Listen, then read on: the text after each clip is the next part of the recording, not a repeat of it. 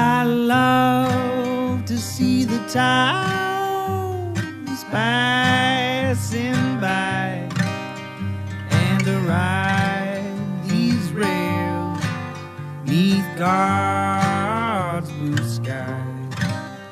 Let me travel this land from the mountains to the sea, 'cause that's the life I believe He meant for me.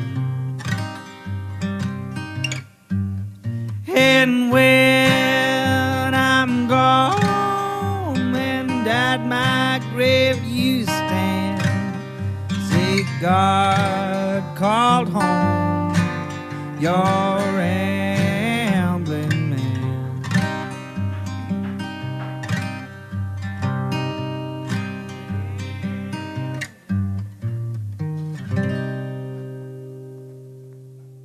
Welcome to Rambling Man Podcast episode number 106. This one's a little different. My good friend Brandon Gibson was recently a guest on my radio show on Raucous Radio, Porch Sitting. Actually, it's not recently. It hasn't come out yet, so you're getting a preview. But the fun we had was so great that I felt like it actually may make a good Rambling Man episode. So what it is he and I had like a versus battle for holiday music. So I would present a song, he would present a song, and then we would talk about it afterwards. And we kind of borrowed a little bit from the YouTubers Lost in Vegas on the Would It Make the Playlist. It's very good. Always love talking to Brandon. And what I've done is if you go into the show notes or the details of the podcast, I put a link in there to the Spotify playlist. So what we did was we talked and then it cuts out for like 5 to 10 seconds. And that's when you can play the song. And then once the song's over, you can come back. I'd hoped to do commentary during the song, but that didn't really work out. I will say I'm going to pre-apologize for the recording quality on this episode. We tried to do it via Zoom, and there was something wrong with my mic where it was blasting him out. And then even when I unplugged the mic and just record through the computer, I was super loud and he was super low. So I tried to go in and fix it as much as humanly possible, but it's still a little funky. I think there was a Zoom update and it screwed up my audio settings. But yes, I hope y'all like this. And if you want to find out more information about Brandon, you can follow him on Instagram at B_J_Gibson, or on Facebook, he has a page that is Brandon J.H. Gibson. But more importantly, he has written his first, I think he said libretto. It's an opera called I Can't Breathe, and it'll be playing in February of 2022 at the Beck Center. And please go on and buy tickets to it, although I think it's pretty much selling out. So try and get tickets to that show if you can. And the opera company that he's involved with is Marble City Opera. Their website, marblecityopera.com/tickets. But I really appreciate Brandon for being on. And we had a really good time and a lot of good ribbing and a ton of great puns from Brandon. Sponsor this week is Feral Giant. Feral Giant is a graphic design, illustration, and social media consultation company based here in Knoxville, Tennessee. So they do work for clients big and small all over the country, all over the globe, in fact. But they also do photography, videography, video editing, and audio editing, website design, SEO, writing, content development. Hell, they'll babysit your kids if it nets them money. So make sure you give them a follow on social media on either Instagram, Twitter, Facebook, or LinkedIn at @FeralGiant. And be sure to give them an email today and hire them for your next project. Without much further ado, here's the episode. Joining us today on Porch Sitting is the one, the only, Brandon Gibson. How are you doing today, Brandon? Wonderful, sir. Glad to be here. Why don't you tell folks a little bit about yourself? I'm just a guy, a friend of the incredible Feral Giant here. A friend of Jody Collins, music lover, man about town. That's all you need to know. I mean, well, since there are tickets still available, why don't you tell people where to go to purchase so someone on the Zoom wrote an opera, and that one is not me. And because although my opera would be hilarious, what would it be? It would be Oreos and Waffle House. I mean, bacon. I mean, there's potential there. We can mine that further. Now that you've got one under your belt, you're like, all right, the next one. Now the possibilities are in. Yeah. I'm always looking for material. It's like somehow Butch Jones gets, what is it, drawn and quartered? Oh, gosh. Drawn and quartered? That's the phrase I was. Somewhere, you know, we won't go there. Okay. Trash talking, literally trash. Remember, he had the big trash can. I know. It continues. It continues. Oh, man. A Champion of Life would make a great musical number. Oh, my God. I'm just saying, it's there. Anybody's listening? Trademark Brandon and Jody right now. Right. Trademark Brandon and Jody. We just want a few percentage points, not much. Just 85%. That's my standard rate, 85%. Okay, so your opera, which is called I Can't Breathe, will be coming out in the spring. And please tell folks. Yes. Serious face now. Yes. So I wrote the libretto for a social justice themed opera that tackles police brutality and racism and various other issues called I Can't Breathe, that the opera company that I'm the managing director for, Marble City Opera, is conducting the world premiere of in February of 2022, February 24th, 25th, and 26th. So there are 3 performances. We are producing it in partnership with the Beck Cultural Exchange Center, which will host the performances, and also the Carpetbag Theater. Their wonderful artistic director, Jonathan Clark, is directing the show. And we've got another good text message noise. We've got a wonderful former Knoxville artist, Garrett McQueen, who is a wonderful bassoonist who is coming back to conduct the orchestra for the show. And tickets are available for that for purchase now by visiting www.marblecityoopera.com/tickets. And we're really excited about it. It's going to be a good time. And I can't remember which show I bought a ticket for. I should do something like, if you're listening to this, and here, I'll do something simple because I ain't got a lot of money to do extra stuff. But if you're hearing this, come up to me and say, lean into me and say #Champions for Life, and I'll give you a high five. I don't give that off very often, but I'll give you a high five. I don't know if people realize the importance of that, but this man is 6'20". You know, that's although I will say that's one of my favorite things to do to little bitty kids. And there was a friend of mine, Tyler Bolden, who's CEO of Big Brothers Big Sisters, your radio show, who were only 5'5". Oh, yes. Maybe did I do that too?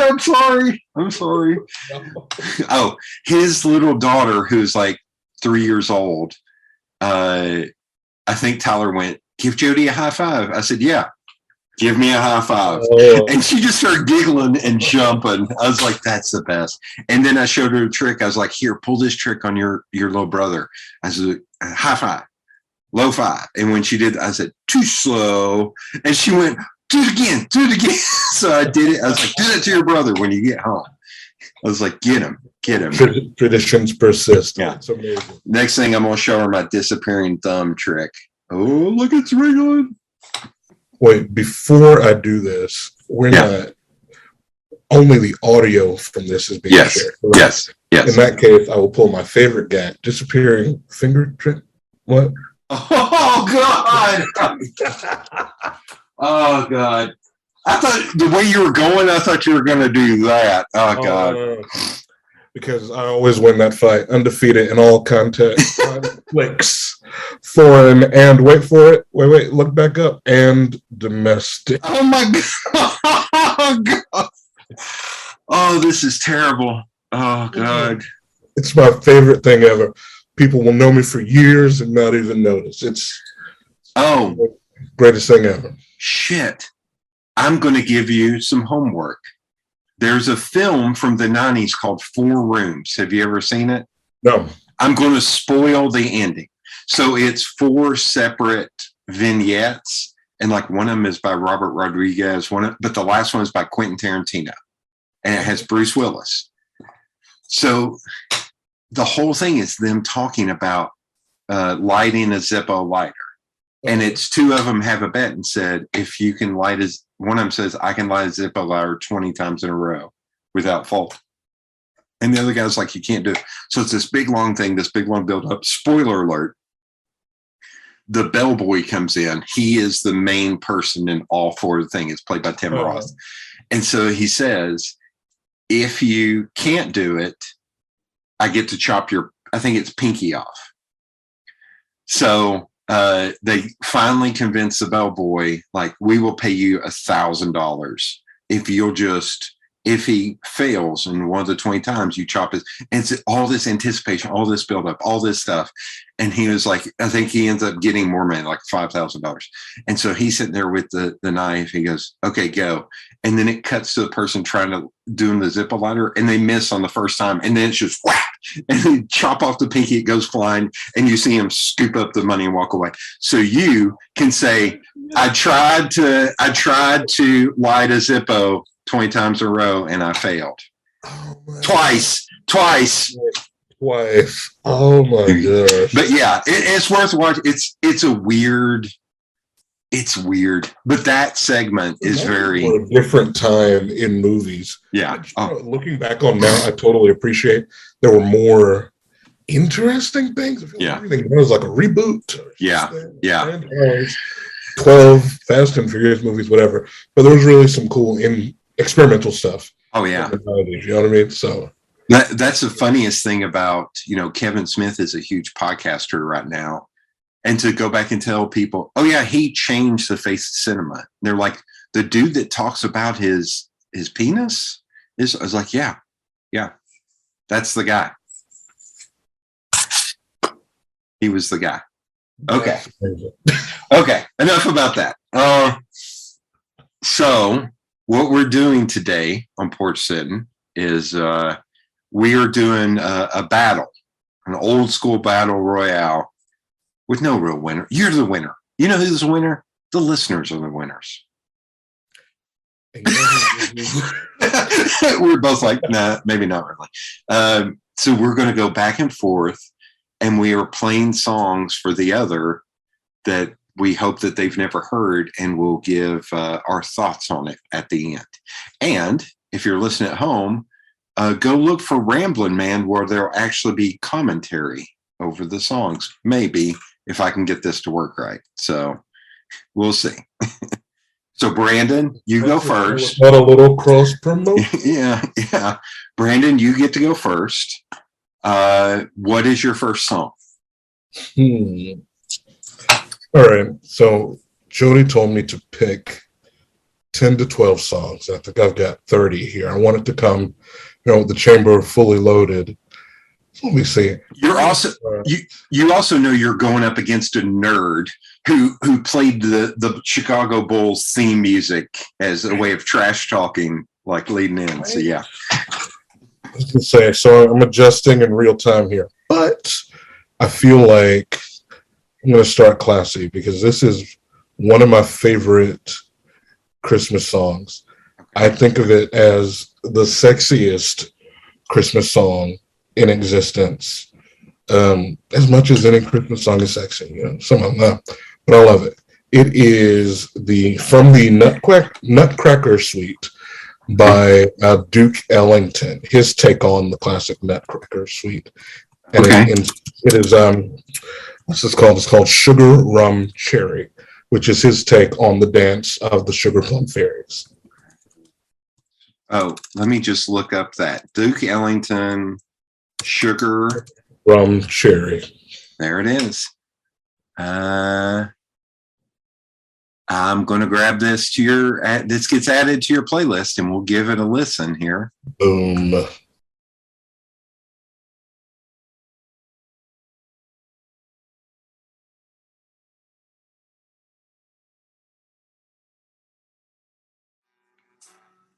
Nice. Yeah, I have not heard his take on that. But it's also one of those weird things of that era. A lot of people release so much music. Exactly. Yeah. You know, which is really impressive considering, now be in your bedroom and make an album Yeah. or something. They were being prolific, going to, a studio, one mic, tape Yeah. machines and all the stuff, it's insane. And God knows how many musicians actually played on that too. Oh, Like yeah. 5 or 6 or, because it Yeah. sounded like multiple horns playing in the background. So that's Exactly. okay. That good choice. Good first look. Look at this. Now, if I can get you to close your eyes so I can add my song without it spoiling. Well, okay. So my first song. Let me say what it is first, in case you heard it before. Again, I hit you in the DM with my stuff is going to be thoroughly depressing. Oh man, yeah, the Zoom is breaking up. Oh man, the reception all of a sudden is getting fuzzy. Yeah, I love the dynamic of you start out with sexy. I start out with we're going to get sad. We're going to get real sad. Actually, what it is it's funny. It sounds very sad, but it is like if you listen to the lyrics, it's amazing. But it sounds sad. And sad music is the best. My favorite Christmas song is "Christmas Time Is Here." Yes. Which is sounds like the most depressing song in the world, but it's beautiful. So I'm not against it. Just giving you a hard time. Okay, so if we go with my first song, it will be "My Morning Jackets." I just wanted to say. Have you ever heard this song? No. Okay, now I'm going to ask you to close your eyes so I can. I'm going to move this one over.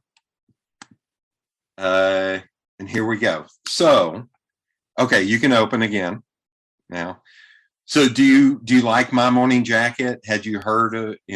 I've heard the name, but I can't place any of their songs. So, okay, so Kentucky band. Start out very like country, alt, country-ish kind of sounding, but they've morphed. And one of the now this, I can't wait to see your reaction, and the viewers and the listeners going to miss out on this. They released an album. They changed their sound over the years. They released an album. One of my friends said that is the greatest Prince album that he never made. What? There's an album they did that is very influenced by Prince. Wow. But when you hear his voice, you're going to be like, no. And no. It does. But the grooves and everything in it, I think Prince may be a reach. It's definitely not on this song. And this is a long song. So this will be, but I know where it dips, so I'll know where to talk because I've listened to this song a million times. So here we go. Also, before you start, I have to make my morning jacket pun because I'm sorry, everyone listening, but it's almost, you said the band transformed.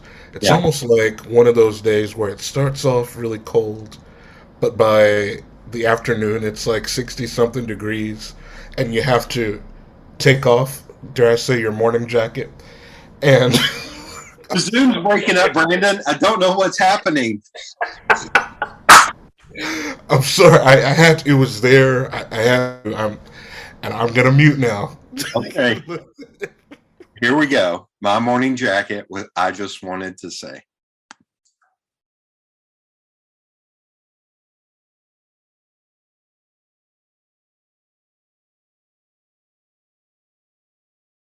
So I'm going to borrow from some YouTube reactors I like. I think they're called Lost in Vegas.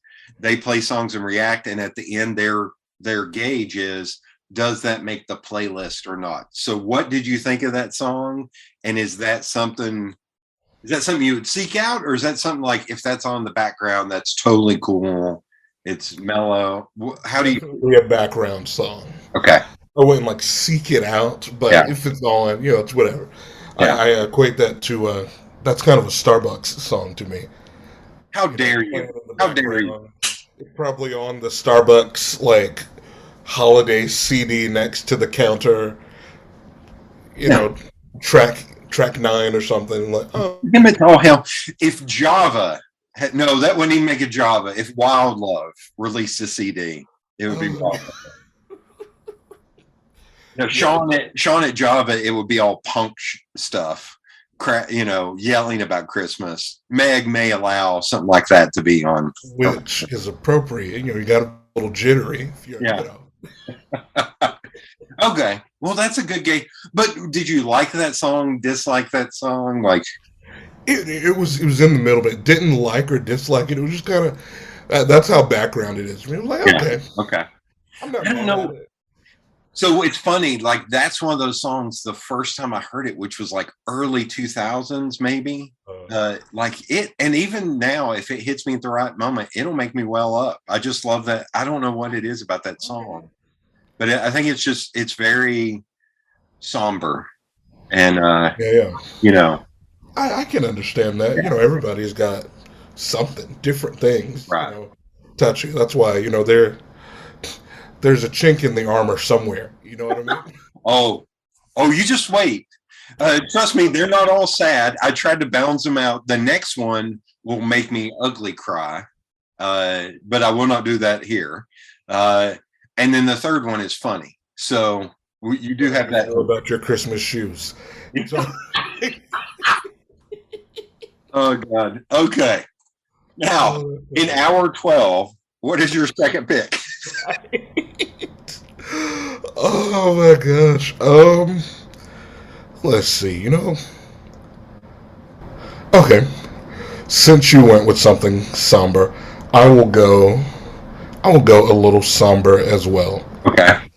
The lyrics aren't sad at all, but it's just more somber sounding. It is Bless This House by Brian McKnight featuring Take 6. And for anybody who doesn't know who Take 6 is, before there was, the big push for, a cappella singing, pentatonics and all that stuff. In the 80s, there was this group of black guys, and I actually think they're technically Brian McKnight's cousins. Oh. Yeah, I think this is like a family affair type thing. Okay. But they were called Take 6, and their harmonies are next level a cappella, and like I said, I think related closely to Brian McKnight, if I recall. And so they did this track, and it's on Brian McKnight's Christmas album, and it's just beautiful. And it's talking about, praying to bless this house. Right. That the family's gathering here for Christmas. Okay. So I know who Take 6 is. I don't think I have any Take 6 albums, but I'm sure they're on soundtracks and stuff I have. Mm-hmm. And I looked to see if maybe I had this. I thought he released a Christmas album in the 90s. Maybe he did too. This is from 2008. But I feel like this might be older than that. So maybe this was like a reissue. Yeah, this might have been a reissue because just from his voice, it sounds like young Brian McKnight. Okay. Yeah, his voice was a little higher back when he was younger. Oh, I have Brian McKnight albums. Because shout out to one of the great voices in, he doesn't get the love that some other ones do, but he was next level, kind of prodigy level. Yeah. But I think it's weird in that I think he went from being like a singer and a crooner, but I think there was a point where he got a little bit older and he tried to go a little too sexy. And it was like, oh, please don't do that, Brian. You're like the nice guy. Like you're right. Okay. Well, let's go with Brian McKnight and Take 6 with Bless This House.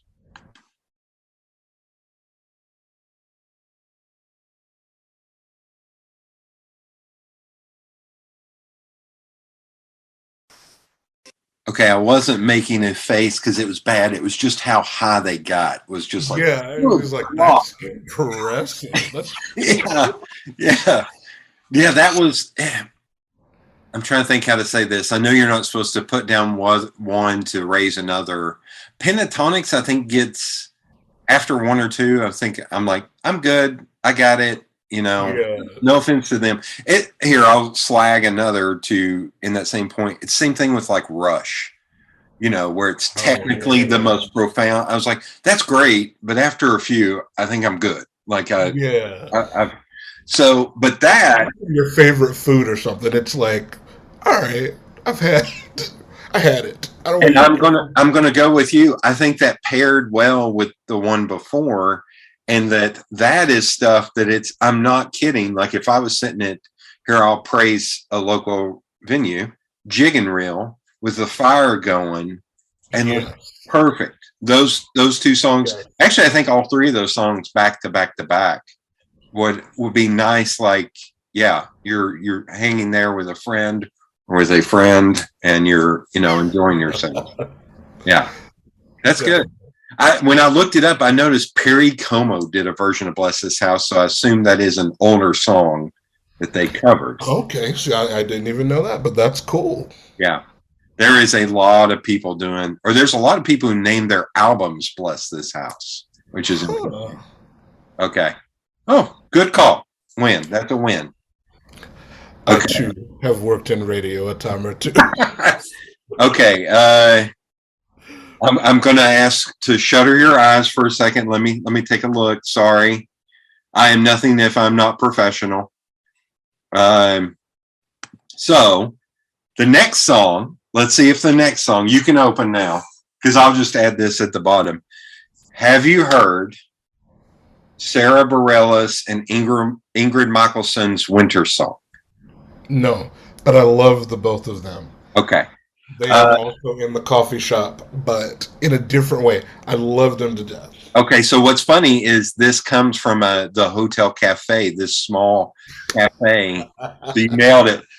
This is the song that I mentioned would make me ugly cry, because it's hearing their two distinct voices. Like Ingrid is very much like, I'm not saying this in a negative. You could hear her in a bar and it sounds, it fits and everything. But then Sara is like, I did confuse for a minute, and maybe even sometimes I confuse Ingrid Michaelson and Regina Spektor. Oh, okay. Yeah, a little bit I confuse the two of them, but Sara Bareilles, love her. Gravity is like my jam. That I don't quite ugly cry, but that touches me. I'm like, oh yeah. So I will say, I don't know. It's 2021. I feel weird saying this, but I'm going to be open and honest. I have a top 3 women that it's like, I'd just be like, hi, you don't know me, but if you would like to get married, I would happily get married. I love you. Like, I don't know. And here, I'll give you the wide swath. It is number 1 is Jessica Chastain. Okay. The actress. Okay. I think she's lovely. She's insanely talented actress. Number 2, Sara Bareilles. Like, great voice, beautiful. Love her to death. I actually saw her in Waitress on Broadway. I was about to say Waitress on Broadway. And the person I was with, I told her, I was like, you may be driving home, because I'm just like, hi, I know you don't know me, but I will live my life to make you happy. That's amazing. And number 3 is a woman who does not like me, or does not like, she does not like men. Oh, okay. Annie Clark, which is St. Vincent. Same thing, insanely talented. Gotcha. And I've met her. But I've heard of them. But she does not. She's very proudly, and I support her. Not into dudes, but doesn't make me love her. Right. Yeah. But Sara is one of those. It's like from the, her first big hit was Love Song. I was like, oh, this is okay. This is a poppy thing. And I used to wake up and listen to VH1 in the morning before I went to work, would play like an hour block of music videos. And it would always be... Shout out to music videos. How long has it been? Yeah. But it would always be like side... Like it wouldn't be what was super pop. Like that's the first place I heard Gravity by Sara. But then they would also play like Guster, or Feist. Like they would play different things that weren't super VH1-y. But the first time I heard Gravity, it made me literally stop in my tracks. Like I was getting ready for work and I stopped and almost had an ugly cry. Like it's such it's beautiful. I'm like, yeah. It's one of those songs. So same thing when I heard this song. This song has ended up being a big song. I think they even played it maybe the first Christmas that President Obama was in the White House. He had them come. Okay. This is a big song, but it's on a weird like soundtrack benefit album for a venue in LA that they both came up in, or at least Sarah came up in. So this is it. Here we go with Sara Bareilles, Ingrid Michaelson, Winter Song.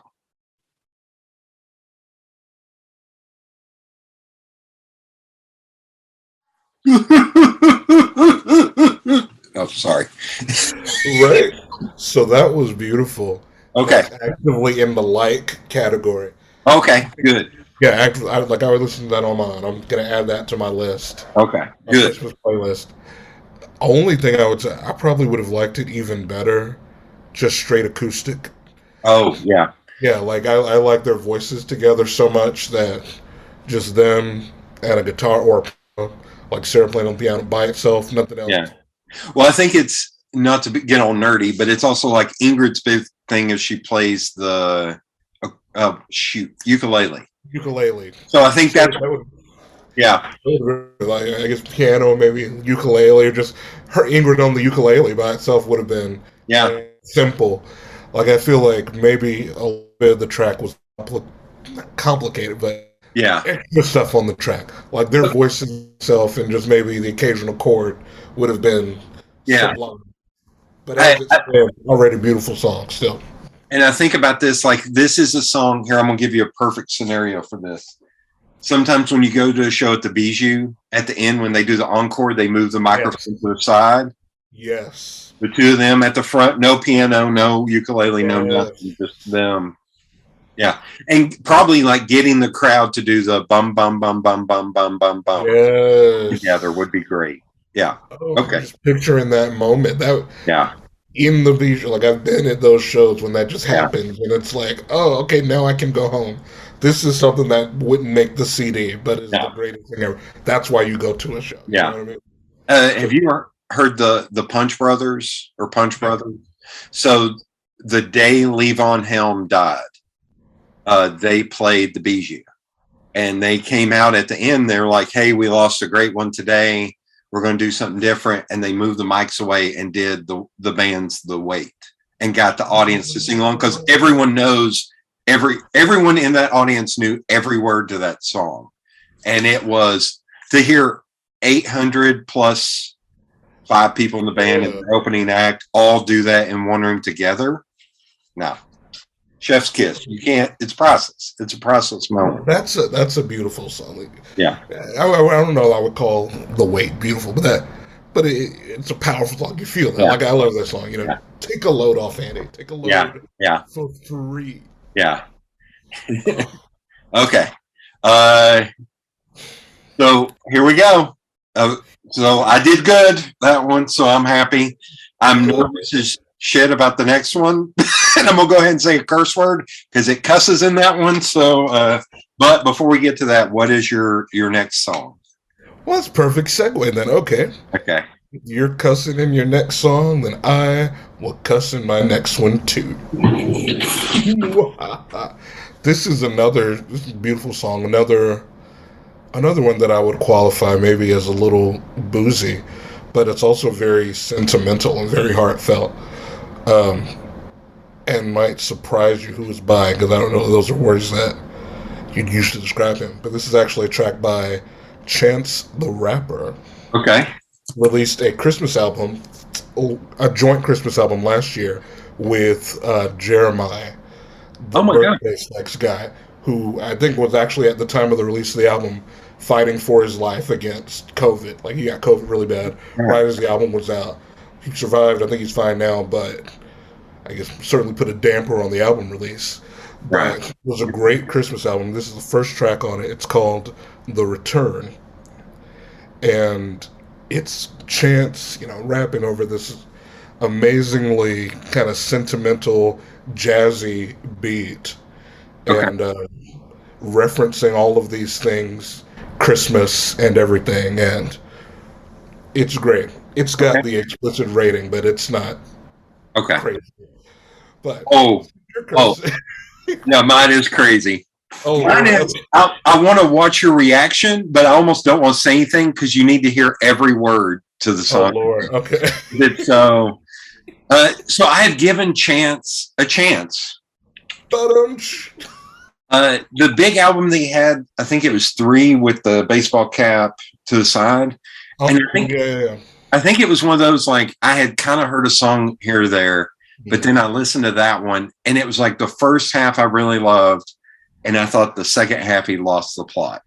I was like, damn it, dude. I was like, everybody was like, this is the greatest album. I was like, no, but he tried. Like, the stuff in the second half really tried. I give him a pass on that a little bit, because I think that album was like when he was 17 or so. I think most of the track, I think that was an unreleased thing. Oh, wow. He got his fame kind of before getting his record deal. Like, he got famous off a mixtape, basically. So I think that first album was actually the mixtape.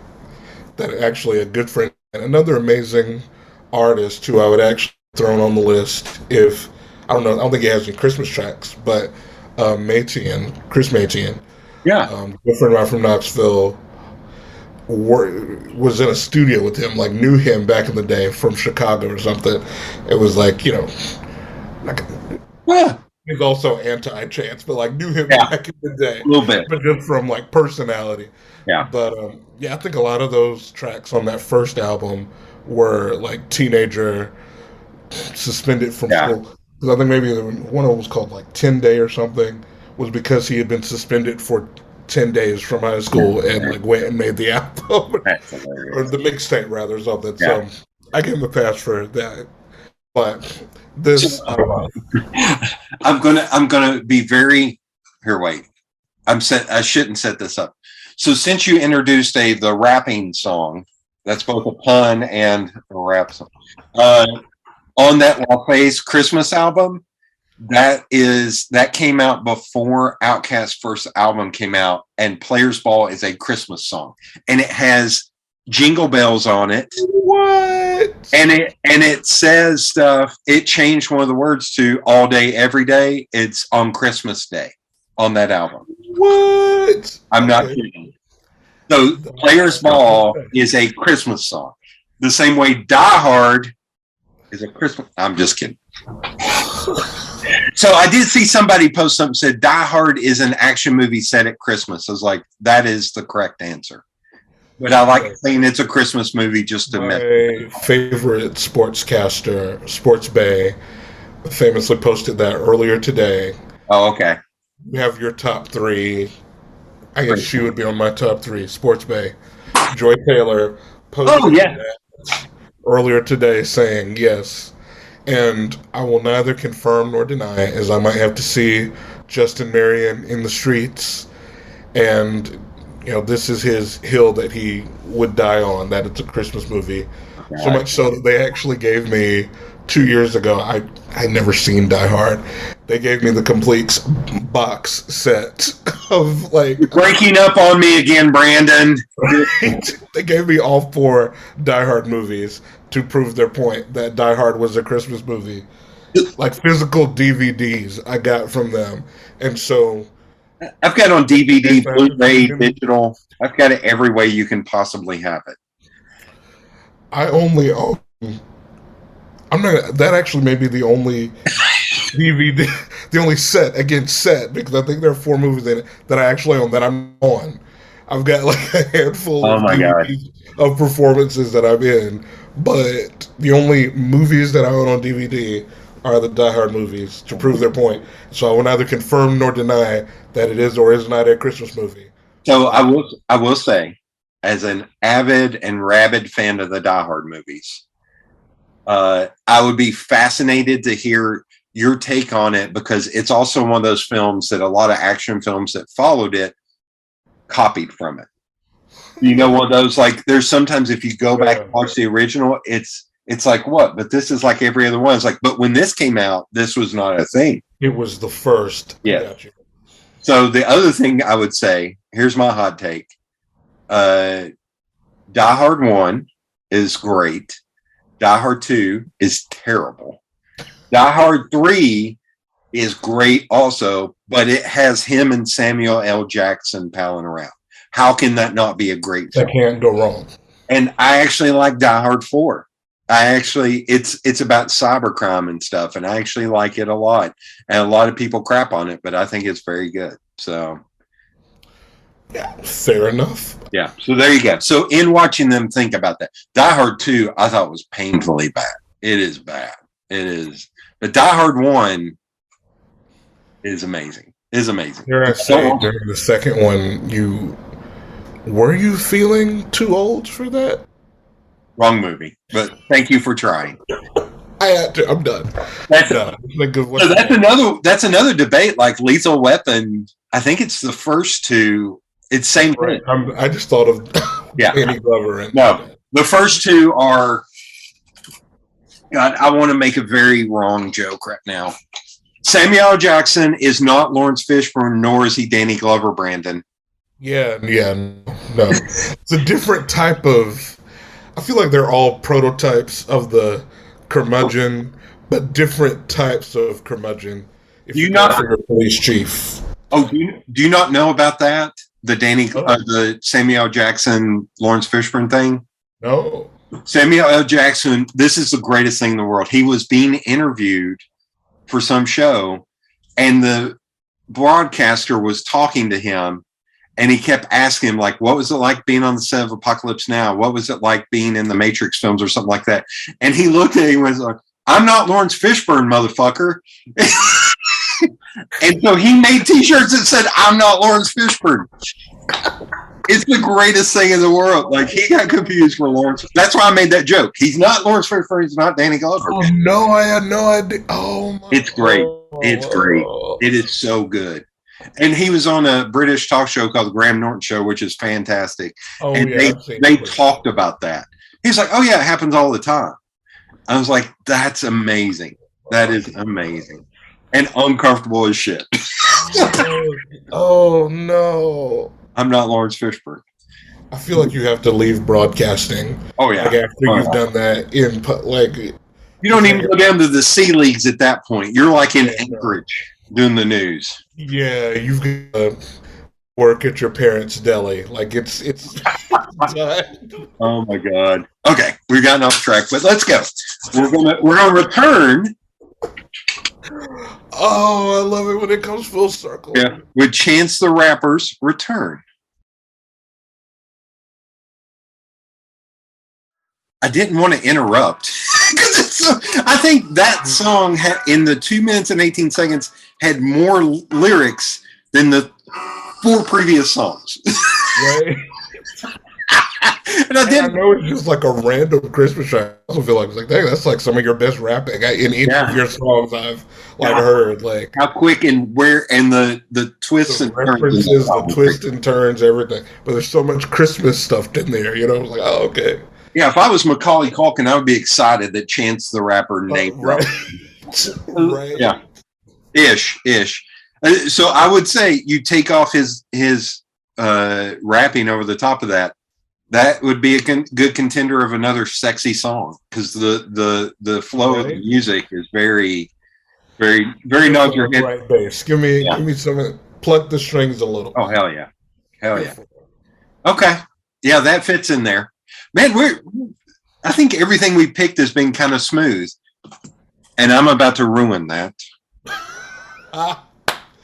Okay, right. Here we go. You can't stay smooth all Christmas. No. Here we go. I'll close my eyes and do. Okay, yeah, just to make sure people are going to miss out on Brandon's. So my song. I'm going to assume you have not heard, and you can show. It is Ben Folds with Bizarre Christmas Incident. Have you ever heard this song? No, but I love Ben Folds. Holy crap, this is kind of crazy. I'm looking, this is me being geeky.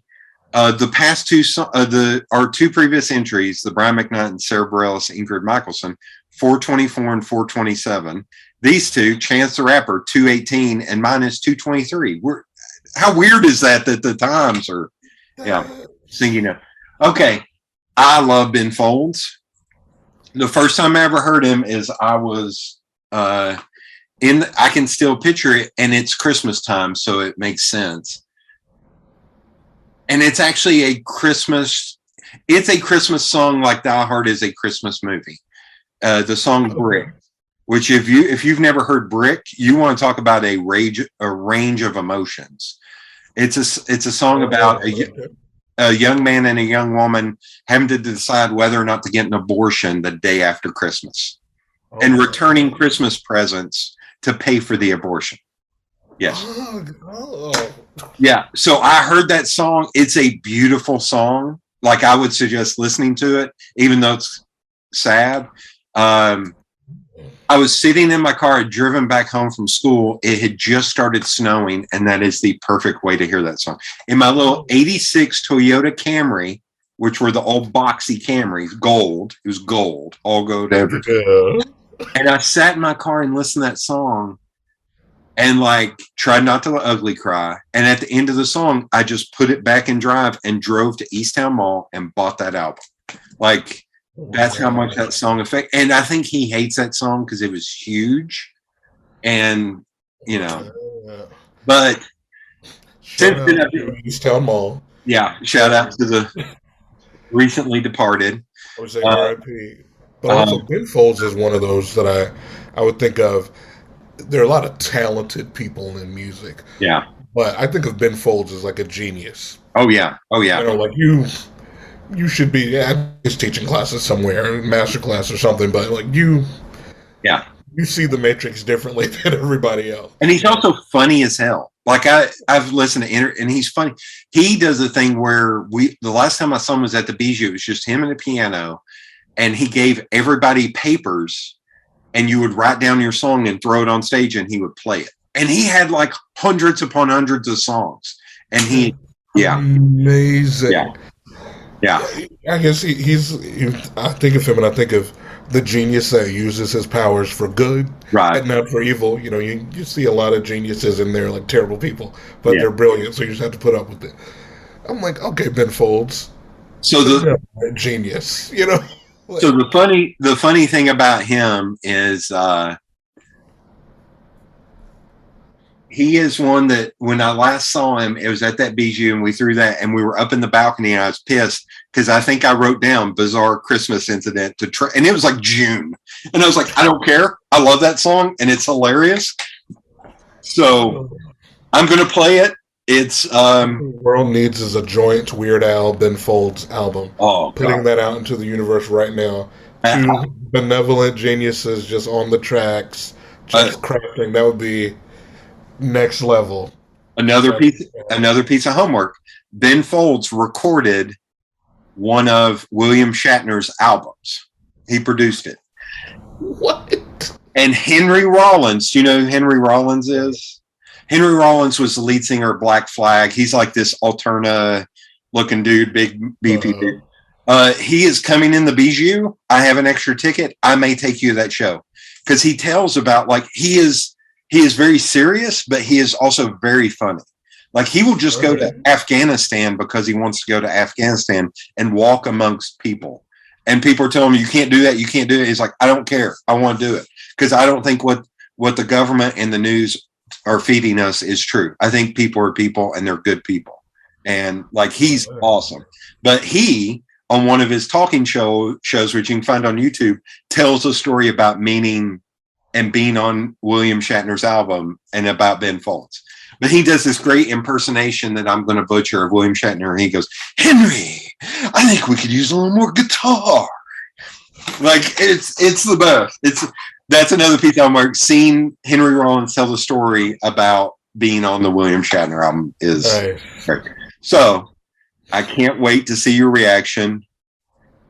It goes a lot of directions in this song. All right, I'm braced, I'm ready. Here we go.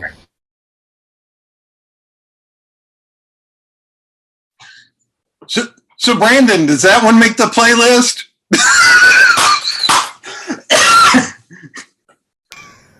So I gotta stop laughing. So that's amazing. Yeah. So what cracked me up is we were like a minute in and it wasn't even like he hadn't even got to the chorus yet. And I was like, oh God, it's almost over and it's already okay.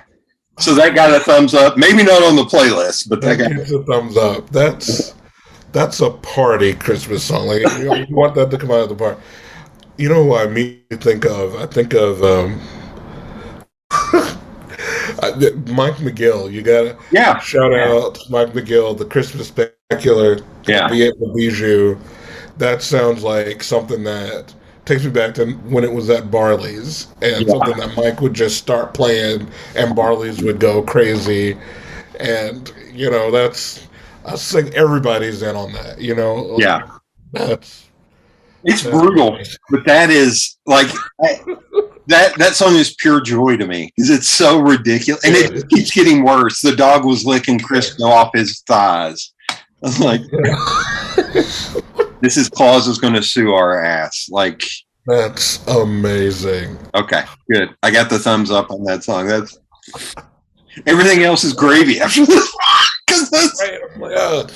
We do after that. That's joy. That's. Okay. I don't even know how to transition from that. So, I know, right? Like, what do I even? Okay. Say after that. So because that was so fun.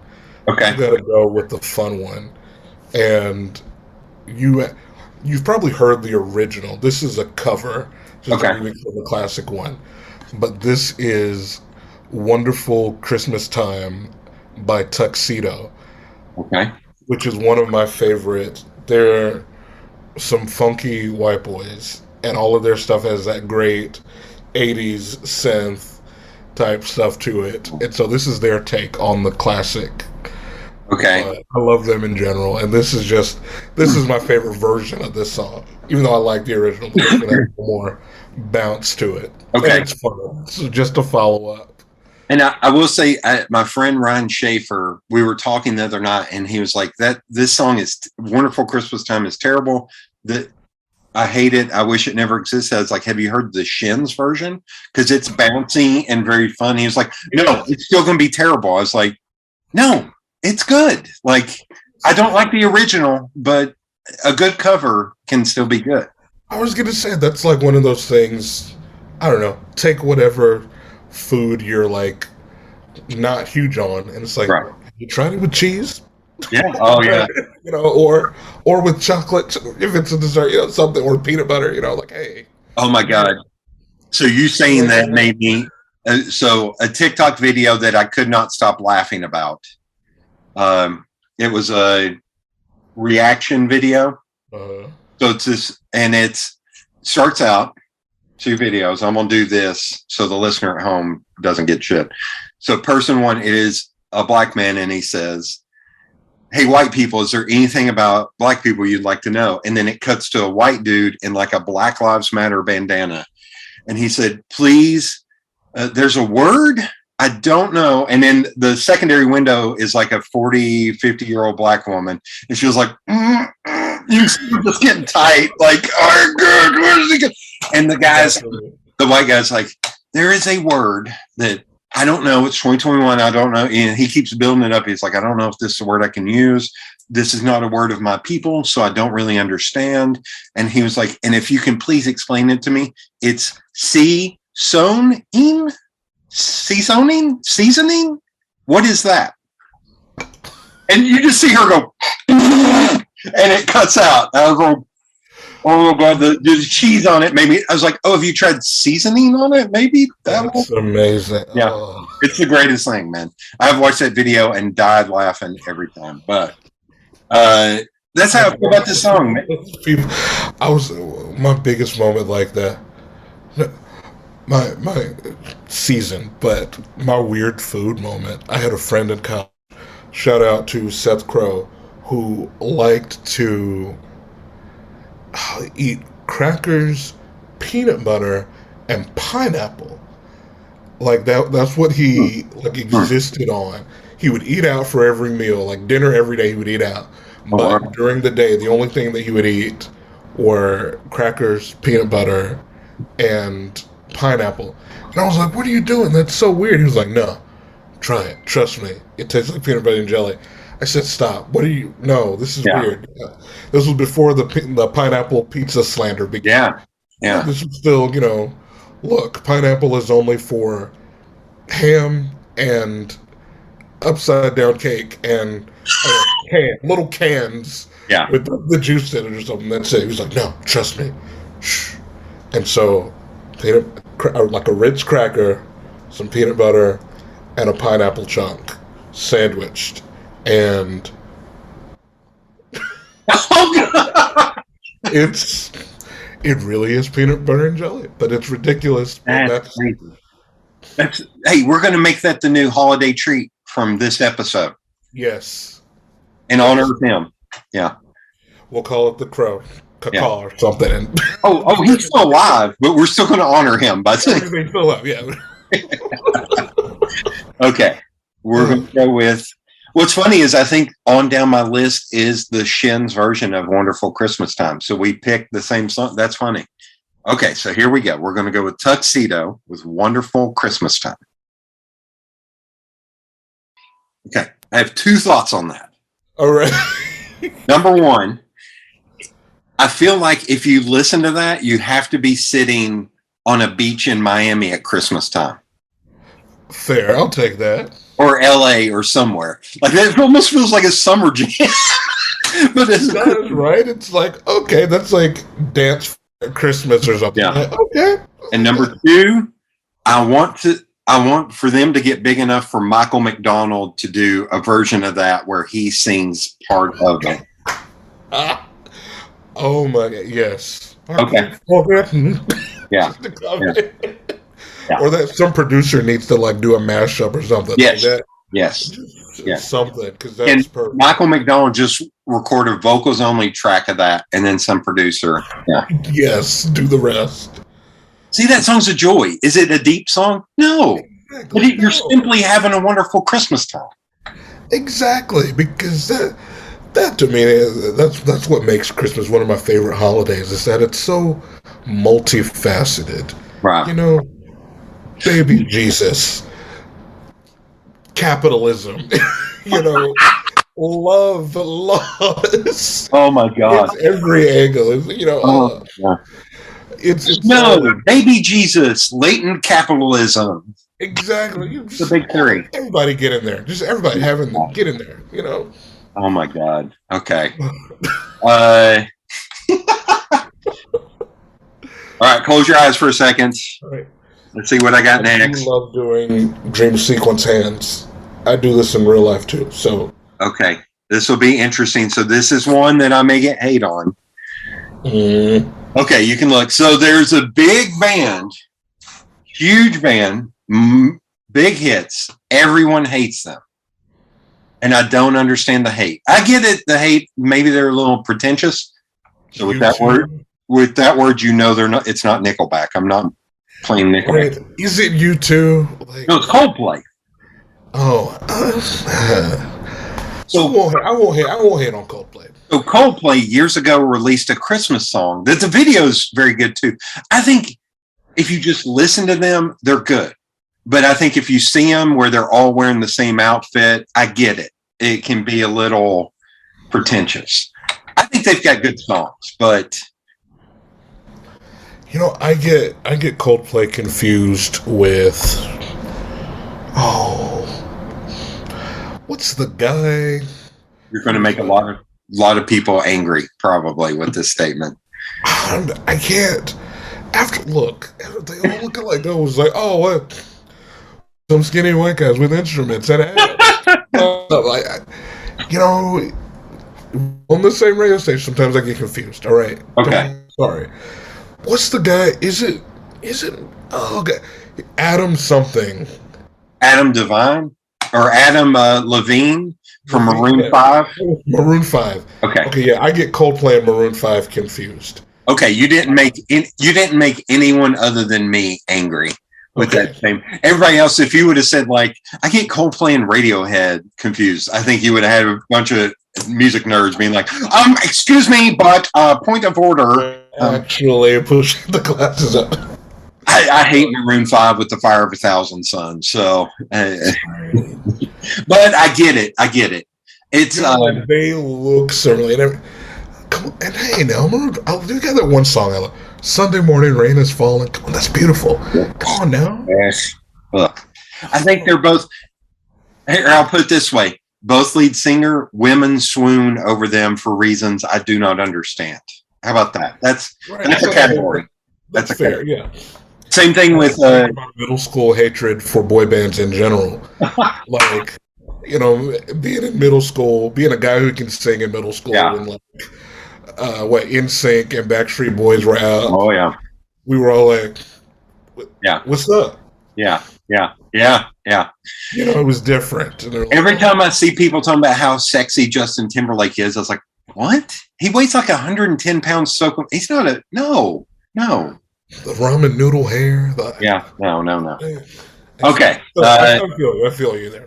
Yeah. Okay, the Coldplay. I got nothing against Coldplay personally, because I can't pick them out of a lineup, so I can't hate them. You just made everyone else on Raucous Radio happy, because I'm sure everyone else on Raucous Radio hates Coldplay and hates that I'm playing a Coldplay song. Here, I'll be a little honest with this song. The last time I heard this song was the last time I actually cried. And I'll maybe save that for it's a very sad story. And I may save that for the commentary. I'm sorry, Raucous listeners. That'll be a Ramblin' Man story. That'll be for the liner notes that are available in the deluxe edition of this. And I'll try and figure out a point in the song where I can tell that story succinctly. But for listeners at home of Raucous Radio, I'm sorry, or maybe I'm not sorry. Here is Coldplay with Christmas Lights.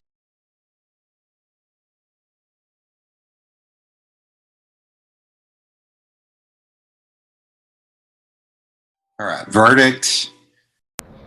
So, at first, I was like, is he trying to be Tom Waits with like the thing at the beginning? Was like, okay. What's funny is your comparison to U2, they kind of fit that mold too, to where like each album changes and they're a little too self-serious, I think. I only know U2 by reputation. I can't think of any U2 song, but I know the vitriol that comes out from them, and I get the whole pretentious vibe of them. Like, I look at them and think, I can see why people don't necessarily like you or whatever. Right. This is not the list. Yeah, I was like, this does not make the list. Utterly forgettable to me. Wow. You know, if I didn't know that they were one of the biggest bands in the world, I would think, okay, did I just walk by? Which maybe to a point that you made earlier when you were like, or when you were talking about Die Hard, and you were like, you know, if you see Die Hard first, then you see all the other movies, you recognize that, everybody's copying them. To me, that sound, all of that, is something that if I'm walking by, like, the pub or something, I hear that coming out of the pub, and I think, let me see what's happening at Scruffy next door. You know, maybe the other band is going to be something later on. But perhaps that is because, since they are one of the biggest bands in the world, possibly I've just heard so many other people copy them that I can appreciate their sound as originator. Because I'm like... Okay. You know. Woo. Okay.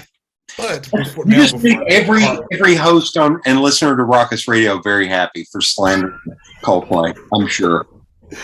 I don't want to hate on you, Coldplay. I don't know you. You know, if you're listening and want to hire me for something, I love you. But... Oh my God. Okay, I'm going to tell my very sad story now. All right. I'll figure out later if I want to leave it in. So 2020 was extremely rough. Like, it was rough for everybody. I realized I had it fortunate, yada, yada, yada. I got it. I thought I was going to lose my house, like just money, no nothing. And then unemployment dried up in September. So it went right. And that was barely enough to get caught up. And then, you know, we go into December. I'm like, fuck, this is not looking any better. Like, this is still, I don't know how this ends. Like, and there's a friend of mine that works in tech that makes quite a bit of money.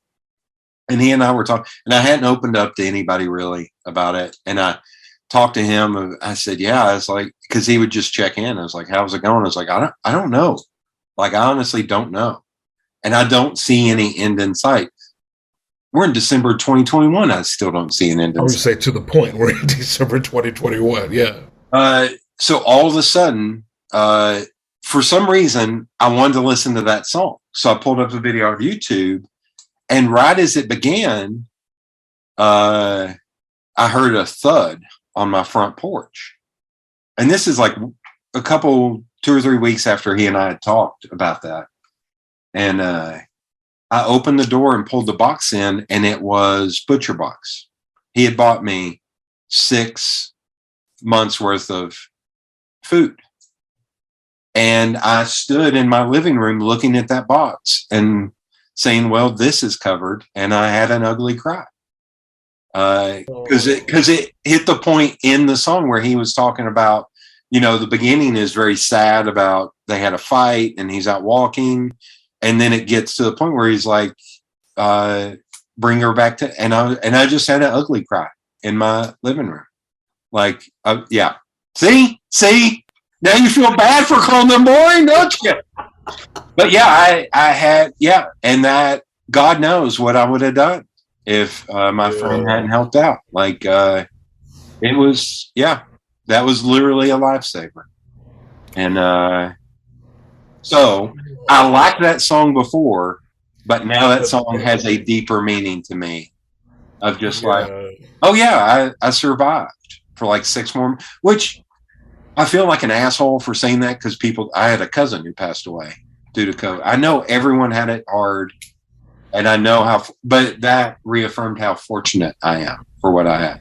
But also how, especially going through last year, watching people being like, oh, I donated $20 to this or $20. I was like, but you had $20 to donate to that, man. A lot of people didn't. And like, almost like the forgotten. So, yeah. Yeah. You want me to play Bizarre Christmas Incident to bring the mood back? No, it's okay. It's okay. Okay. But yeah, so. I didn't mean it. Coldplay. Dare I say, wait. Okay, I was just making the cold play by acting like I didn't. Wow. I'm sorry. Waking up. I'm sorry. Holy shit. I open up to you, and that's how it goes. I see how it is, Wayne. Is that how you're going to win this? I see it.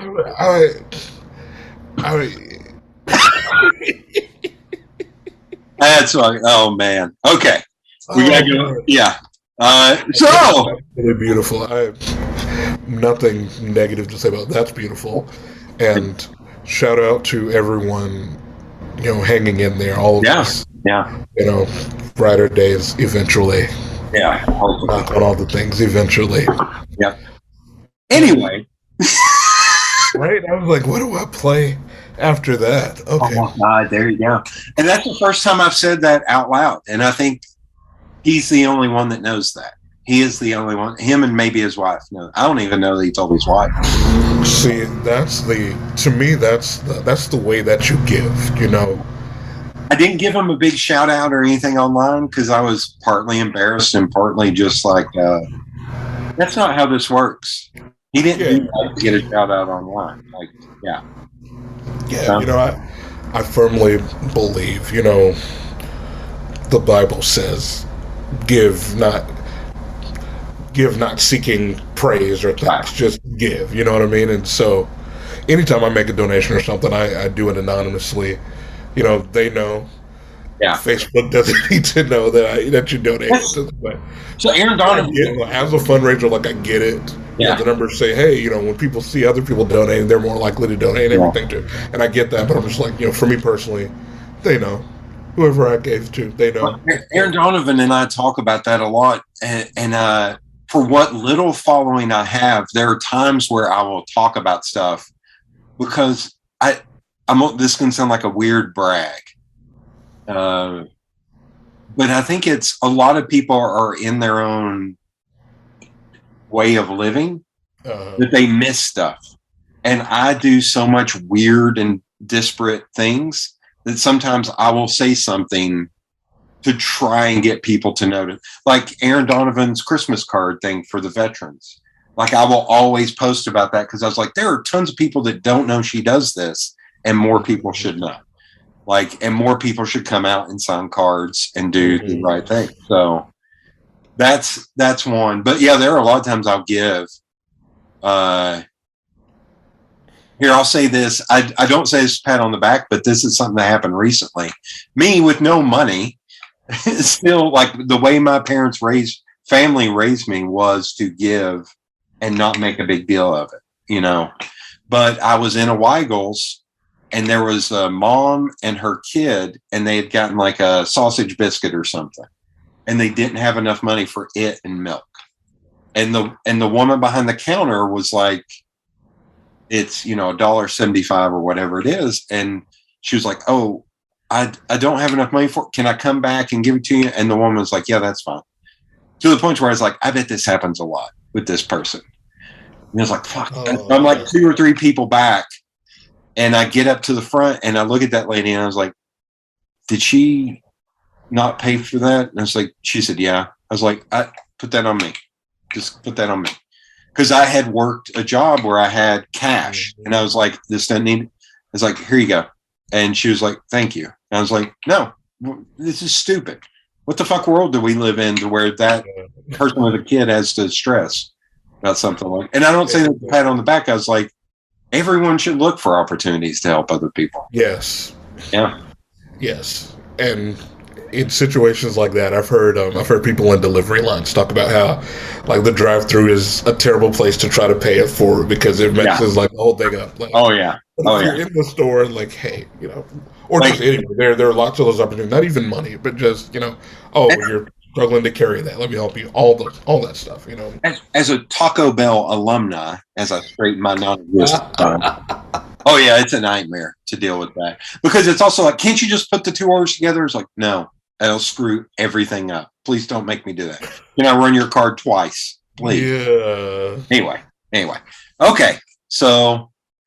Okay. What do I can't wait. I can't wait to see what this next one is, Brandon. All right. So we were just. What do I want to go to? All right. That was a smug.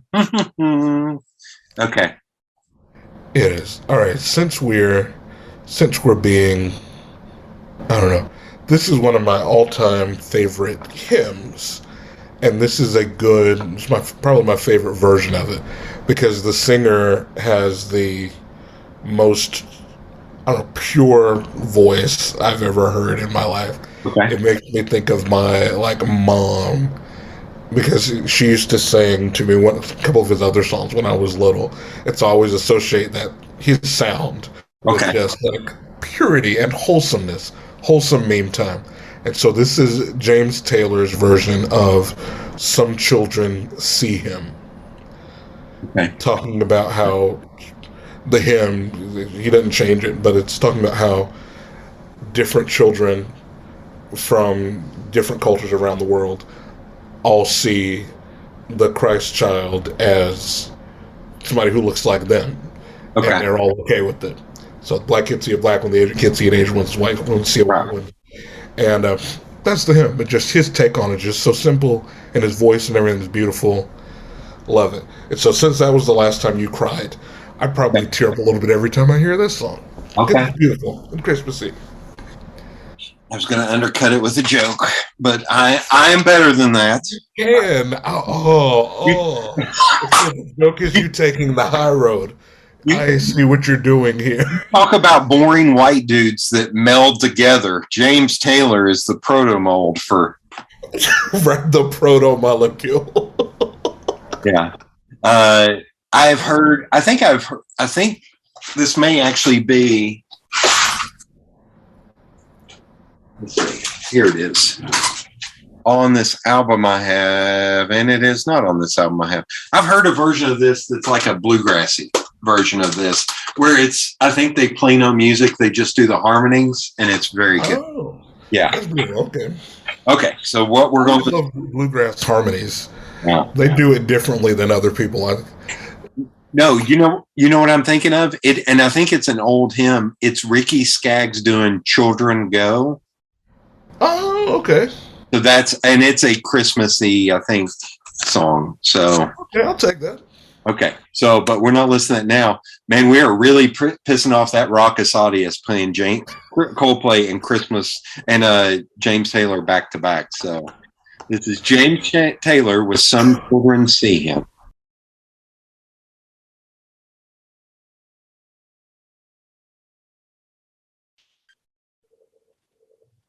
Okay.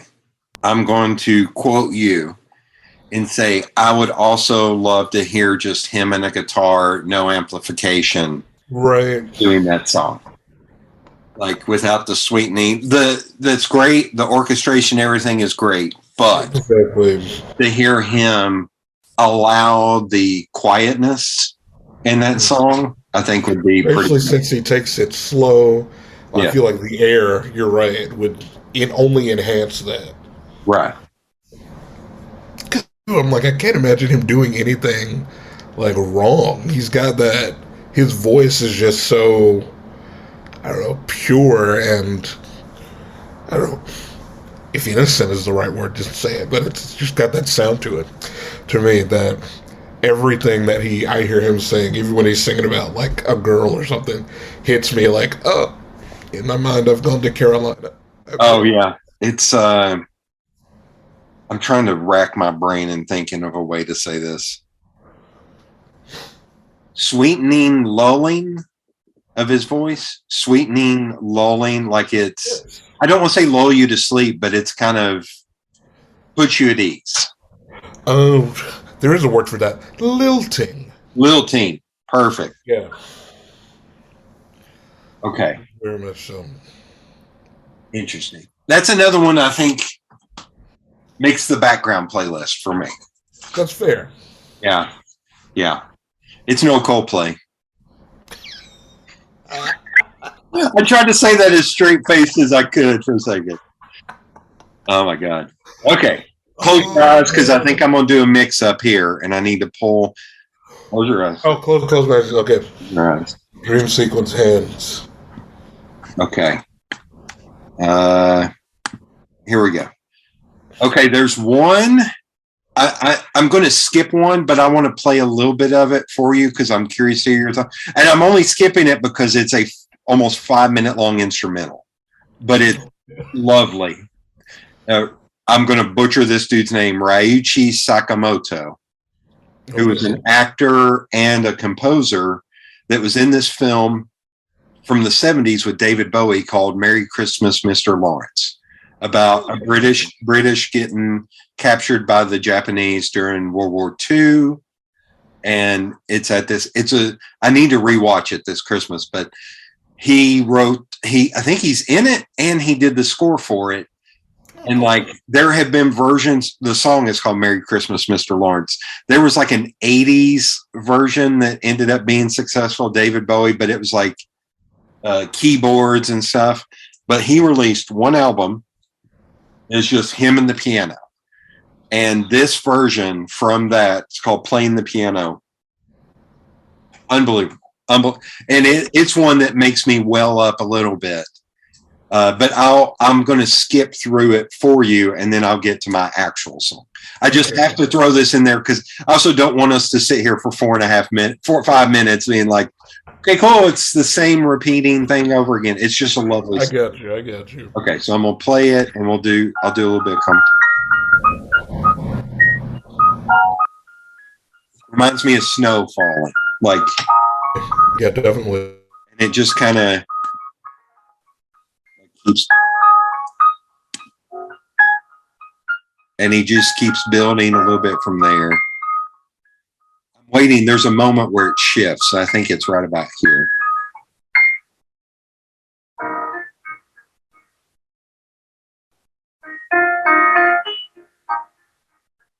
But you can hear like Japanese music influence. Like, but it's kind of just that. But it's just a lovely song. It's just a lovely song. That it's, and that's about it. But we'll just roll that in your way, and that'll be a good bonus thing for the Ramblin' Man listener. I'll take it. Okay.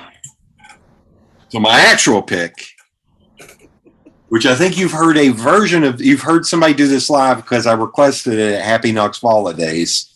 Oh, Knox Holidays, yay. And it's Angel Snow. This is the worst song to Google. The singer's name is from Nashville, and her name is Angel Snow. Already a struggle. And then the song is called Holiday, and it is the second most depressing Christmas song ever. And I had a friend sing it live at Happy Knox Holidays, and she killed it. But it is, and she actually said before, she's like, Jody requested this. I'm sorry, this song is sad. And it is. It is. And it's 5 minutes of sad. So buckle up. And I'm sorry, but maybe that'll influence making your next song happy. Fair. Okay, so here is Angel Snow. But also, I just have to say, so did the Google algorithm just assemble her?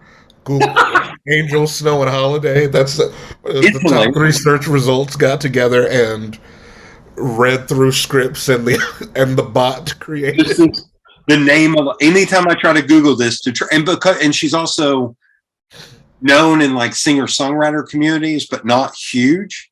So she doesn't win that Google search battle. Oh, God. So when I try to look for lyrics to this, it's almost impossible because it's pulling me, when that, Snow Angels, which there's been a lot of people who have made songs called Snow Angel, and that always comes up, but not her. So what a treat. Here we go. Here's Angel Snow with Holiday.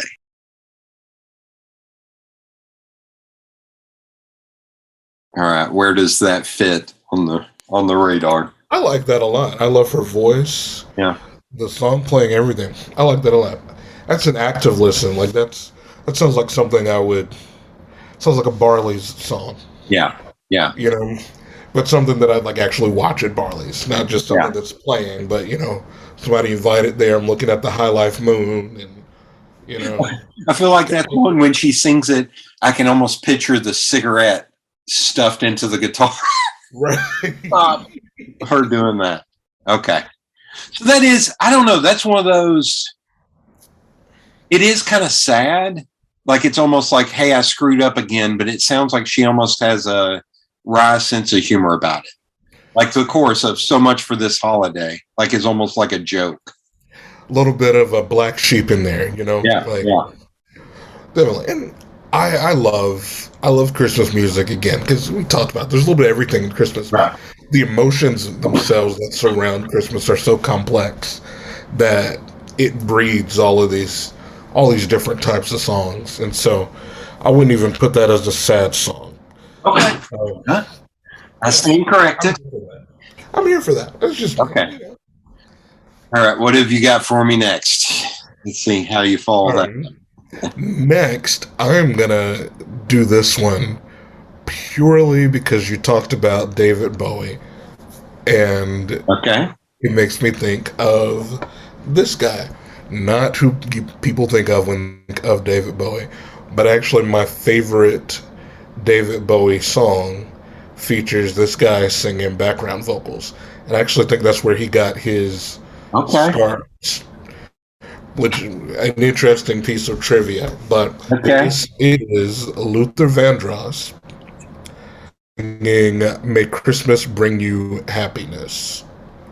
Okay, so I will say, but Luther Vandross sang background on "Fame" with David Bowie for that album, "Blue Eyed Soul," or something like that. I think they may have been called Blue Eyed Soul or Blue Jean Soul or American Soul. I think it was called. And, so I will say, I have probably heard this song before, but I don't recognize this song, so I'll allow it. Fair. All right, fair.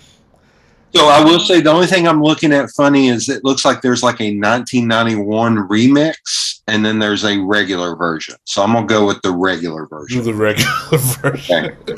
I don't know about the remix also. But I'll tell stories about Dad. So two of my dad's favorite singers were Teddy Pendergrass and Luther Vandross. Turn off the lights. Yes. A man of class and distinction. I like your father. Yeah. Now, Teddy P, he loved, the fun fact for him back then before Google and all that stuff, he's like, yeah, everybody talks about Harold Melvin and the Blue Notes. That was Teddy. That was Teddy singing. Yeah. He's like, a lot of people don't know that. Now everybody knows that. But back then, like the 80s and early 90s, I feel like that was still a little under the radar. Yeah. I randomly have, I think, a Harold and the Blue Notes vinyl, like a record, because I ordered some other, I forget what I actually ordered off of eBay. It's where I get like all of my vinyl. Yeah. And I did get what I ordered, but the guy was like collector and just threw that in with like a note like, hey, you probably like this too if you ordered that. And I was like, awesome. Okay. That's and great. It was dope. So yeah. Okay. All right, let's give this a listen. Oh, God, we're going to take it smooth again. This is actually upbeat. I was going to say, the albums that this says it's on, it says Christmas Songs for the Car. I think it's actually like mix albums that this may be pulled from. Okay, yeah. But yeah, okay, so this is May Christmas Bring You Happiness by Luther Vandross. Okay, nice. That's nice, but that does not make the playlist. Sorry. It's fair. I thought of it when you talked about David Bowie, and I was like, oh, that's my favorite thing about David Bowie. That who we might not have gotten Luther Vandross in the world if David Bowie hadn't been like so guy. You're right. Since I've already pissed off the Raucous listener and they're not really listening at this point, David Bowie. My hot take on David Bowie is he is someone I respect the hell out of. I'm not a big David Bowie fan. There's something about his voice and the production of a lot of his songs. It doesn't click with me. No, that's completely fair. And I same. Like I don't think of myself a huge David Bowie fan. I like that song, and I remember when he died, the tribute concert was dope. Like hearing other people sing his songs. Yeah. Shout out to Hudson K. Nate and Christina killed some David Bowie. Great stuff, but same. I like that song. But and do you want to like completely enrage people? Sure. I don't know. I don't know if I'm ready to completely enrage people. Okay. If you don't, I will say he said one of the greatest things that I hold in my heart and brain and soul on the history of rock and roll. Mm-hmm. There was on VH1, look at VH1 getting 2 shout outs on one episode. Video. Yeah. They did a history of rock and roll that they aired in like the late 90s, I think. Mm-hmm. And do you want to share your thing before I say the positive thing or no? No, I'm going to take it as a no. I'm going to help censor you on that one. Okay. He did not say the thing, so I don't have to cut it out later. He was talking about when keyboards first came out and how the keyboard came out as this big monstrosity thing, and it came with an instruction manual like that. And he said he's going through the instruction manual. It says, if you want this to sound like a symphony, do this programming. And he said, if I want a symphony, I'd get a symphony. The first thing I did was throw away the manual because I want to figure out what kind of interesting sounds I can. I was like, shit, yes. I was like, think about that in everything you do. Yeah. Sometimes the way you're told to do something is not the best way to do it. It's just those people. He was like, the engineers engineered it to sound that way. If I want a symphony, I got a symphony. I was like, I don't need this to sound like. I was like, God, that's brilliant. That is a brilliant statement. Yes. So I give him props for that. And I think about him all the time because of that. I know I have tremendous respect for David Bowie. Okay? Yeah. Even not like loving his music or not even knowing about his music, I still think it's like, okay, I get it. I get why people are huge fans of you. Like, I understand it. I see the art.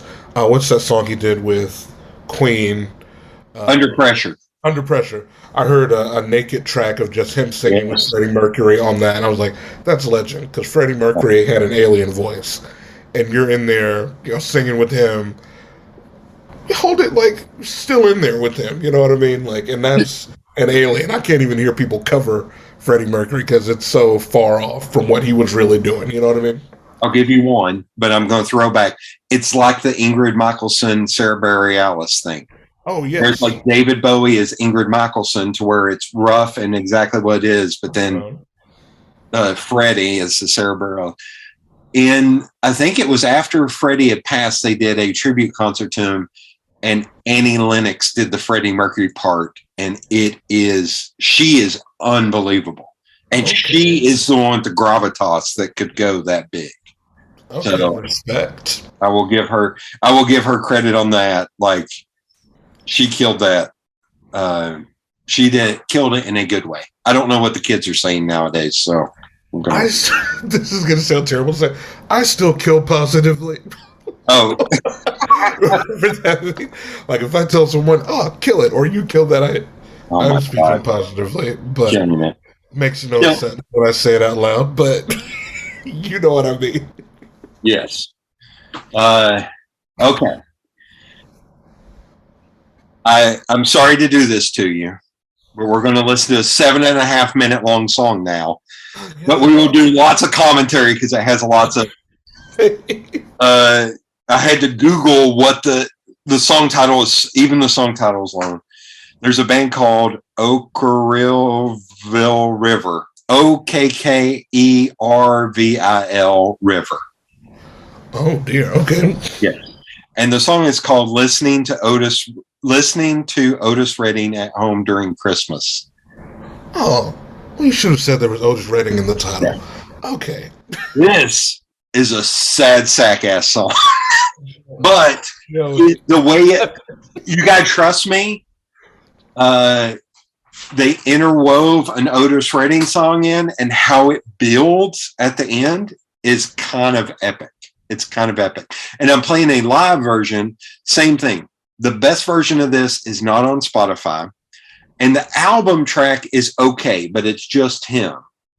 Mm-hmm. But the live version where they bring in other singers for the big ending is great. So, all right.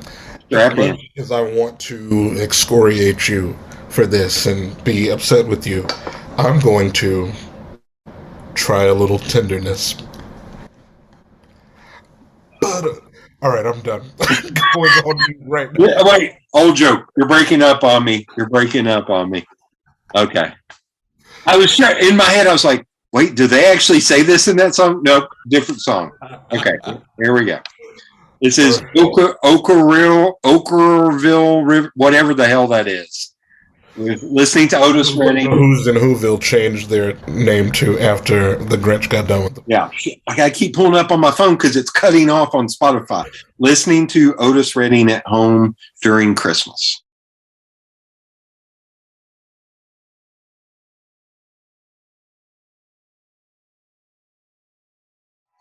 So I love how, maybe I'm using this term incorrectly, literally that song is. Like, I'm not a big lyrics guy, but the picture he paints where snow ends with winter's greenery, like all the stuff he does with the lyrics, just, it's like a book. Like, it's so well written. Like, and I love how it slow and then build and build and build. Like, I don't know. So what are your thoughts on that song? Did you like that song, or? I did not like it. You know what I mean? Like, yeah. It takes a lot for me to not like that song. So yeah. But it was definitely middle of the road to me. I think I would have appreciated the words, the lyrics that you spoke of more if there had been more variation in in the melody. Oh, okay. Okay. You know what I mean? So the melody was so much repetitive. Yeah. Repetitive that, you know, it got lost. That it was easy to, even though I could detect the build, it was easy to kind of like get lulled to sleep a little bit too. Oh, okay. Okay.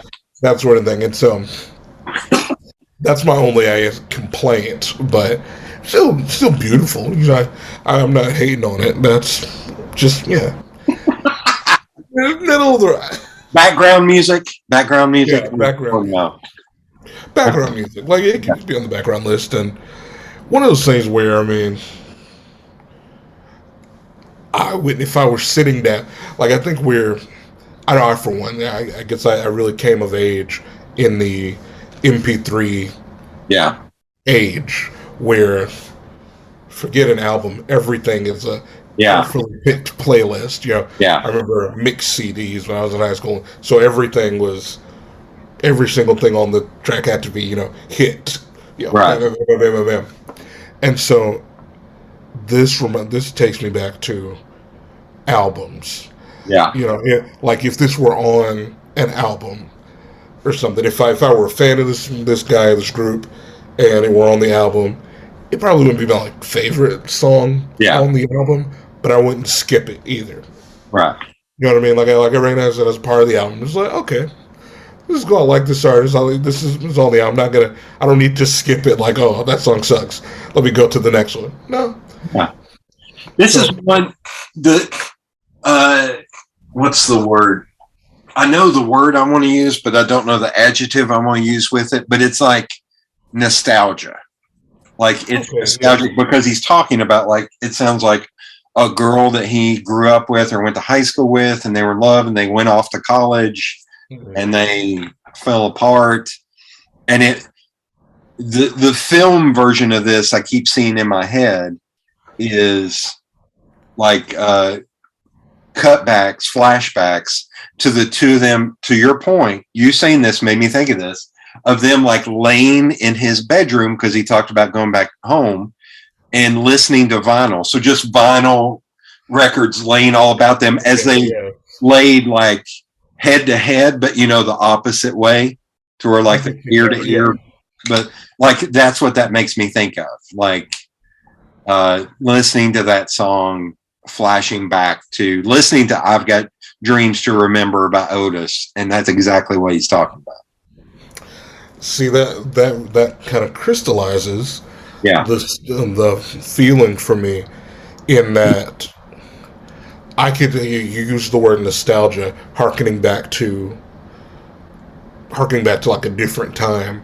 I was like, that's not my time, that's not my experience. Right. And I can see that it's somebody's dream sequence. Oh yeah. And so, you know what I mean? So it's like, okay, like you watch The Wonder Years or something, and you're like, okay, this wasn't my Wonder Years or my time or something, but I can see this is somebody's thing, and so I'm cool with it. Yeah, that makes sense. Okay, my turn. Two songs left. Okay. Oh, what do I got? All right. We'll go something upbeat. We've been sad. Let's joy it up. This one is new. You may have heard this one or something, but this is Snow by Leslie Odom Jr. of Hamilton fame. So I have heard and like that album, but I can't place this one. It's the same thing with the James Taylor, the Luther Vandross. I'm sure I've heard it, but it doesn't ring any bells. I'm with you. And Christmas songs, I mean, it's like everywhere you go during Christmas, there's Christmas songs playing. So you've probably heard every song somewhere. Right. But yeah, it's happy, it's light, it's fun. Why not?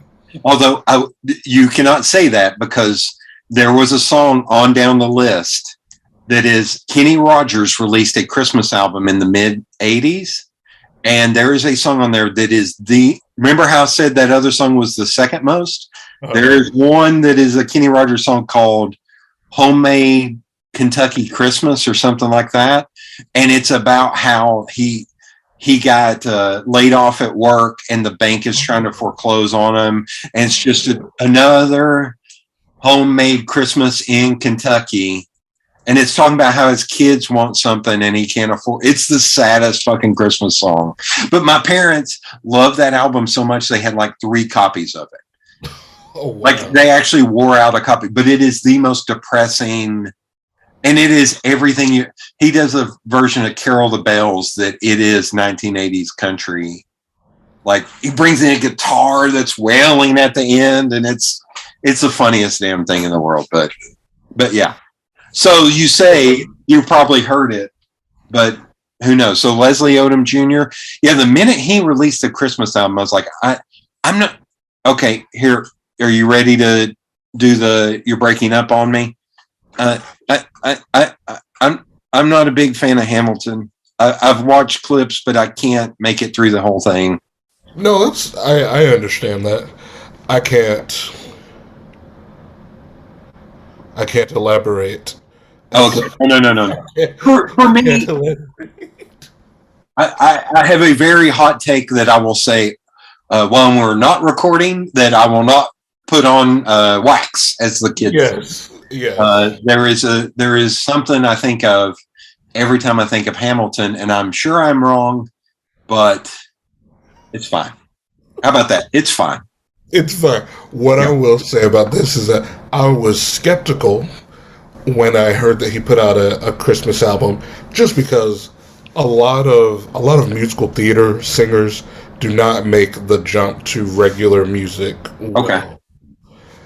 Because theater singing is so theatrical by its nature, but so storytelling oriented, and so that it doesn't always float well to just normal, just the whole attack on everything is just different, and a lot of times it comes across as too strong. And I'm not one of those people who really loves listening to a lot of show music from the real world, just because I feel like the very nature of the music lends itself to be seen and heard, not just heard. So it kind of, just the audio a lot of times by itself is too much. Okay. And it's still not accomplishing what it's trying to. Like, I can tell you're like dancing right now while you're singing this or something. Yeah. And I want to see you dancing. I don't want to just hear you dancing and singing. I want to, And so I was afraid that the album might be like that. But I was like, okay, no, you're in the studio. We're in your, all right, I get this. And so I like the songs, fun times. So I will say, can I give you the flip on that? And it's somebody I think we've talked about before. I love Gregory Porter, but I think I like hearing like live recordings or seeing him live more than, because it feels like the album recording is too safe. So it's almost the flip side for me. Does that make sense? Oh, yeah. And I don't think of him as like a theater. I think of him as as a jazz vocalist, and jazz is always better live, because you're like, okay, you know what? This is the only time it's going to sound exactly like that. Yeah. And, I saw him at the Bijou and was like, oh, Brandon, quit everything you're doing in your life and become a jazz singer and just try to be like you when you grow up, because it was the greatest thing I'd ever seen. It's amazing. So I have bookmarked on one of my computers. He is performing next year, and he's playing, and dude. And I'm looking at the different venues. He's playing in Nashville, but he's also playing in St. Augustine, Florida. And my friends live just outside of St. Augustine, Florida. So I can go down there, stay for free, and go see that show. And I think it's cheaper than seeing him at the Schermerhorn in Nashville, like by half. It's like, I can go see my friends in March and go to see Gregory Porter. And my friend was like, oh, which show do you want to go to? I will go, no, I'm going by myself, because I don't want to hear you all cannot slander. I will kill you. Like, yes. But I kind of want to, after he finishes his first song, I want to go, hi, Mr. Porter. Can you play Nature Boy like you did? Nature Boy. Oh. Like you did on the Late Night with Colbert, where you and John Baptiste did it with the horn player, the clarinet player. Do you have a clarinet? Does anybody play a clarinet? Is there a clarinetist? It's like, because that's the version I want to hear, because that version makes me cry. So please. Oh, amazing. Yeah. Because I know I shared that with you because we talked about him. Yes. And I was like, they deleted it from YouTube. It pisses me off. But thank God I ripped the audio from it because it is tremendous. Oh. Yeah. When I went to middle school in Jacksonville, Duval, as they say, good old Duval County. Duval? Chastain, Duval. Yeah. But yes, all of that. St. Augustine, I took a field trip there. I remember eating kumquats. There's some author's house there. Okay. And he has a kumquat tree outside. Field trips were weird because you go to SeaWorld and you go to these random places. Yeah. Fountain of Youth, St. Augustine. Love it to death. St. Augustine is a great city. It's always temperate there. It feels good. My friends moved there a few years ago, and it's great going and visiting. It's weird. Like during the day, it's a tourist town. At night, it's a college town. It's such a weird place. But surrounded by Spanish architecture because stucco. Something they don't have in St. Augustine is snow. So let's listen to Leslie Odom Jr. Yes, keep us on track. Yes. With Snow. So not to be rain on your parade, snow on your parade. I feel like that is very much a song. To your point earlier about seeing a song live and being intentional with listening, I feel like that is very much a happy Christmas party background song. Exactly. Yeah. Picked because we've been sad and nostalgic, so I was like, all right. I don't know what you're talking about. All my songs are super happy. I don't know what you're talking about. Well, you're breaking up. Yeah, you're breaking up on me. Yeah, I think that's a great poppy background Christmas party song. Exactly. That people can happily dance to.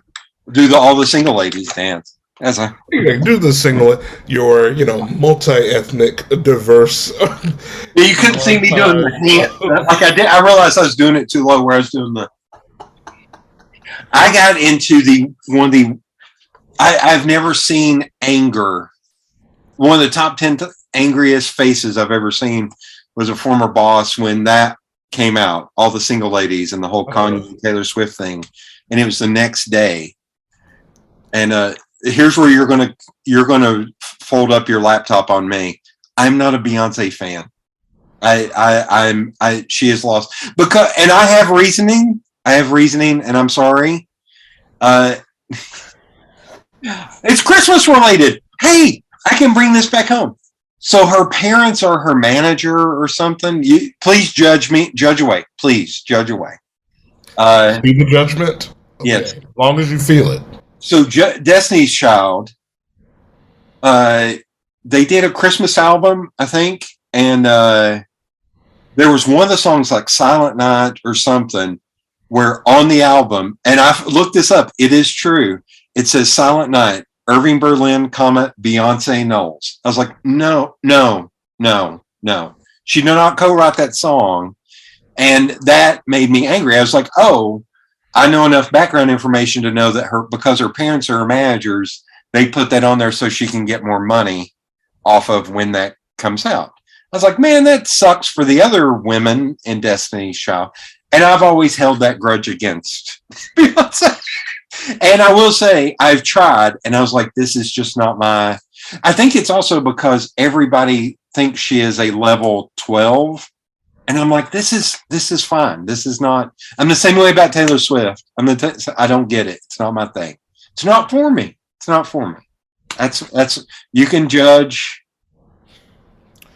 All right. If we're going full. Point 1, point 2, point 4. Since we're going full violence, then. So. Sorry. Island. Sorry, what I was going to say. Sorry, can I say this quick? No, go ahead. I had a former boss that when all that happened, my former boss looked at me and said, oh, Single Ladies, that's the greatest video of all time. I was like, not even close. What are you talking about? Have you seen Aha's Take on Me? Have you seen? I started listening. Have you seen any OK Go video? It's women dancing in black and white. I was like, they dance amazing. The choreography, everything is great. Was not the greatest video ever. Thank you. But to Kanye's point, I thought she was going to be better than Taylor Swift. Man, I thought she was going to punch me. I thought my former boss was going to punch me for saying it wasn't the greatest video. I was like, "Are you high? Like, what are you talking about?" So, sorry. But like I said, definitely better than Taylor Swift's that year. Yeah. So Kanye was right, but we will say you can't do that on television. Kanye, no. Yeah. But okay. Since you have slandered the Bayhive, I love Beyonce, but I don't like fanatic love Beyonce. Yeah, I think that's a big part of it. I think she's great. Her and Jay, I think they're great. My true singer boo, my favorite. I put a couple of people ahead of her, just in that whole realm. Yeah. You know, I love Jill Scott is like number one to me. I love Jill Scott, Marsha Ambrosius from Floetry. If you ever heard of them, Jasmine Sullivan. Those are probably my top three ahead of her. But I will not slander the Bayhive. Okay. But I will drop some slander, since we're being slanderous, that I saved from earlier. But if you're going to insult the Bayhive, then I will go out on this island on the only, perhaps, bigger fandom that exists, which is a popular subject right now.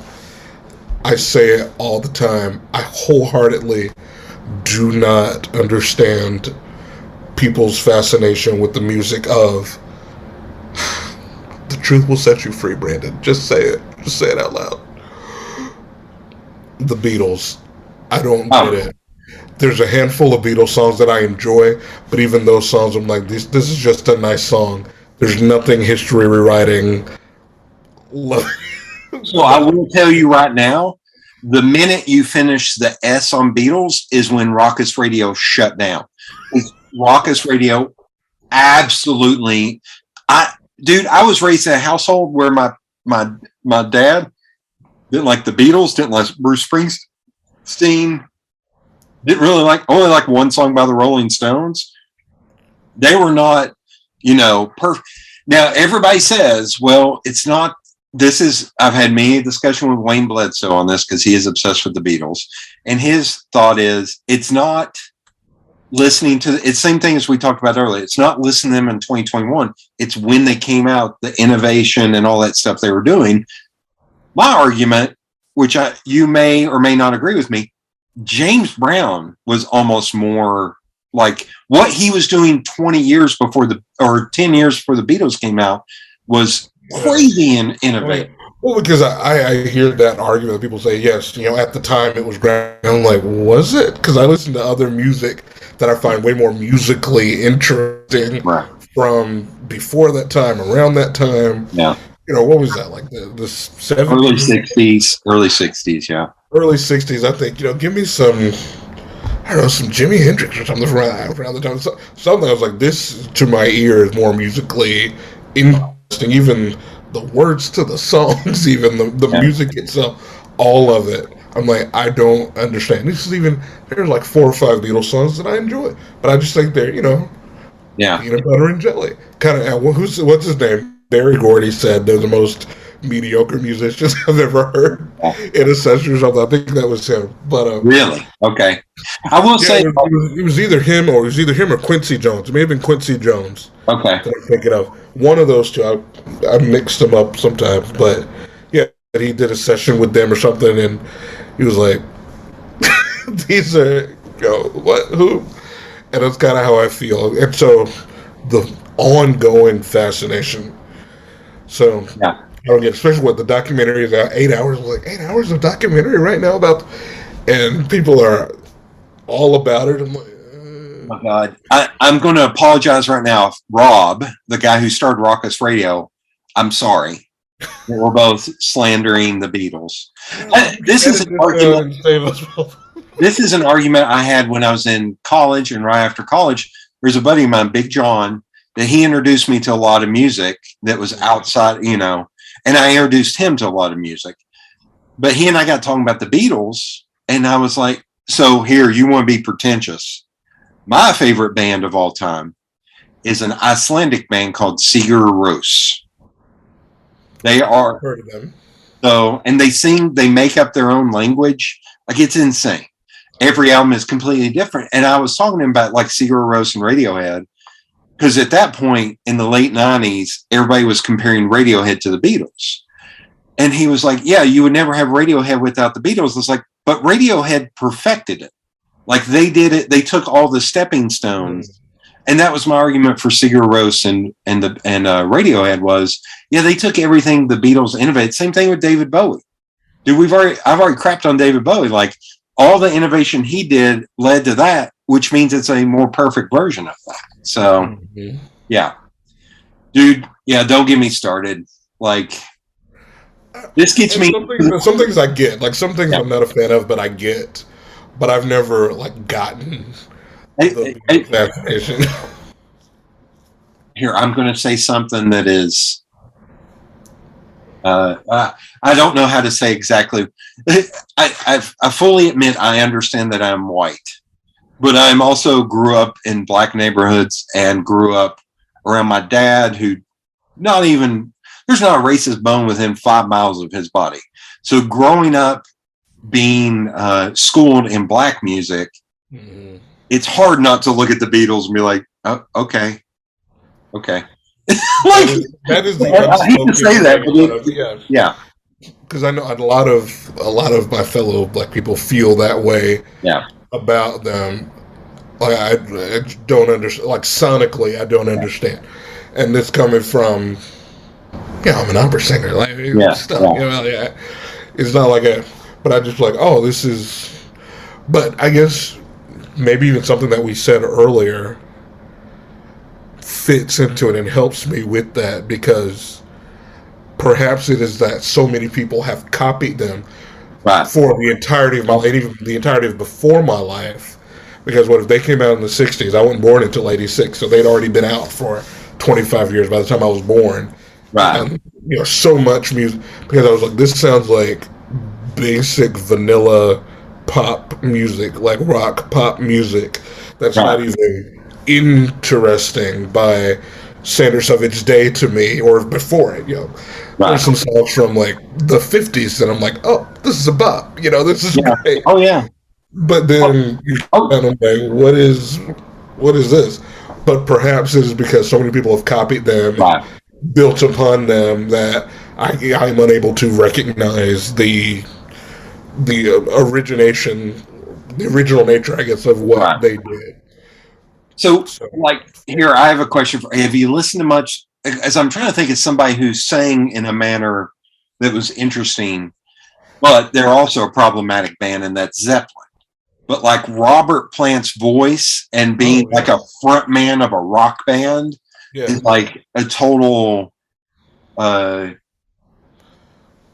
God, I'm going to use the term of the children. It's a total vibe, Brandon. It's a total vibe. It's a total vibe.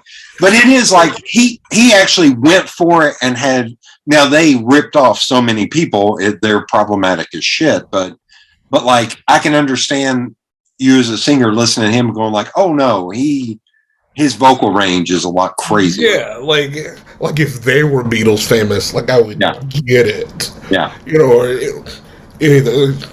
just any number of other rock bands, I would think, okay, I get why the world is like tripping over y'all, but I've never been able to. I was like, I don't, where, why, how, like, and it's just a thing. And to what led to this, I know it's slanderous. People will beat me down for it. Oh, because you were making fun of me for not being a Beyonce fan. That's exactly. So I thought you were going to say Taylor Swift, because man, those fans are ruthless, man.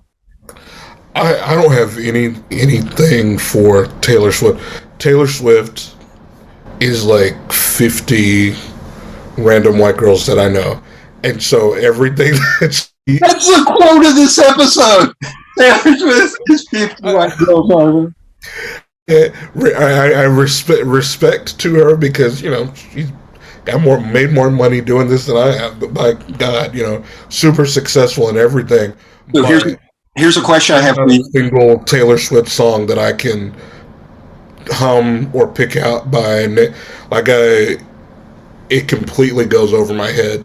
And I realize that I'm not the target demographic for it, so I just leave it alone. I know people who went to high school with her in Nashville, even. It's just like people who know her, but the music just completely passed me by, and I realized, hey, not for me. Yeah. Do your thing. Okay, I'm going to try and save us from this. Okay, the next song I think is a song I sent to you last year because I don't think you had heard it before. So I'm going to ask before I pick it. Have you heard Brooke Benton's This Time of the Year? Not by memory. So okay. No. So that will be my next pick. Okay. This is a song. So when there was a point after my grandfather retired from the railroad, and he got bored being at home because he retired after 35 years or something. So he did all these side things just because he was bored. One of them was managing an apartment complex. And one of the apartment complexes he managed was the one on the hill, kind of across from Fulton, but behind the post office. And there was a guy that worked in there that was a DJ that left a ton of records. So there was this one Christmas mix album that said radio promotion only. That's the first time I've ever seen this. And it had like Johnny Mathis was like 16 on this album. He was a child. Wow. Yeah. But one of the songs on there was this Brooke Benton song. And I didn't really know Brooke Benton. And Dad was like, I can't find this song anywhere else other than this album. Like it must have been like a 45 or something. But it's called This Time of Year. It sounds like a sad song, but it is one of those that by a fire, sipping brandy, beautiful song. Like hearing it crackle through the radio. So this is Brooke Benton with This Time of the Year.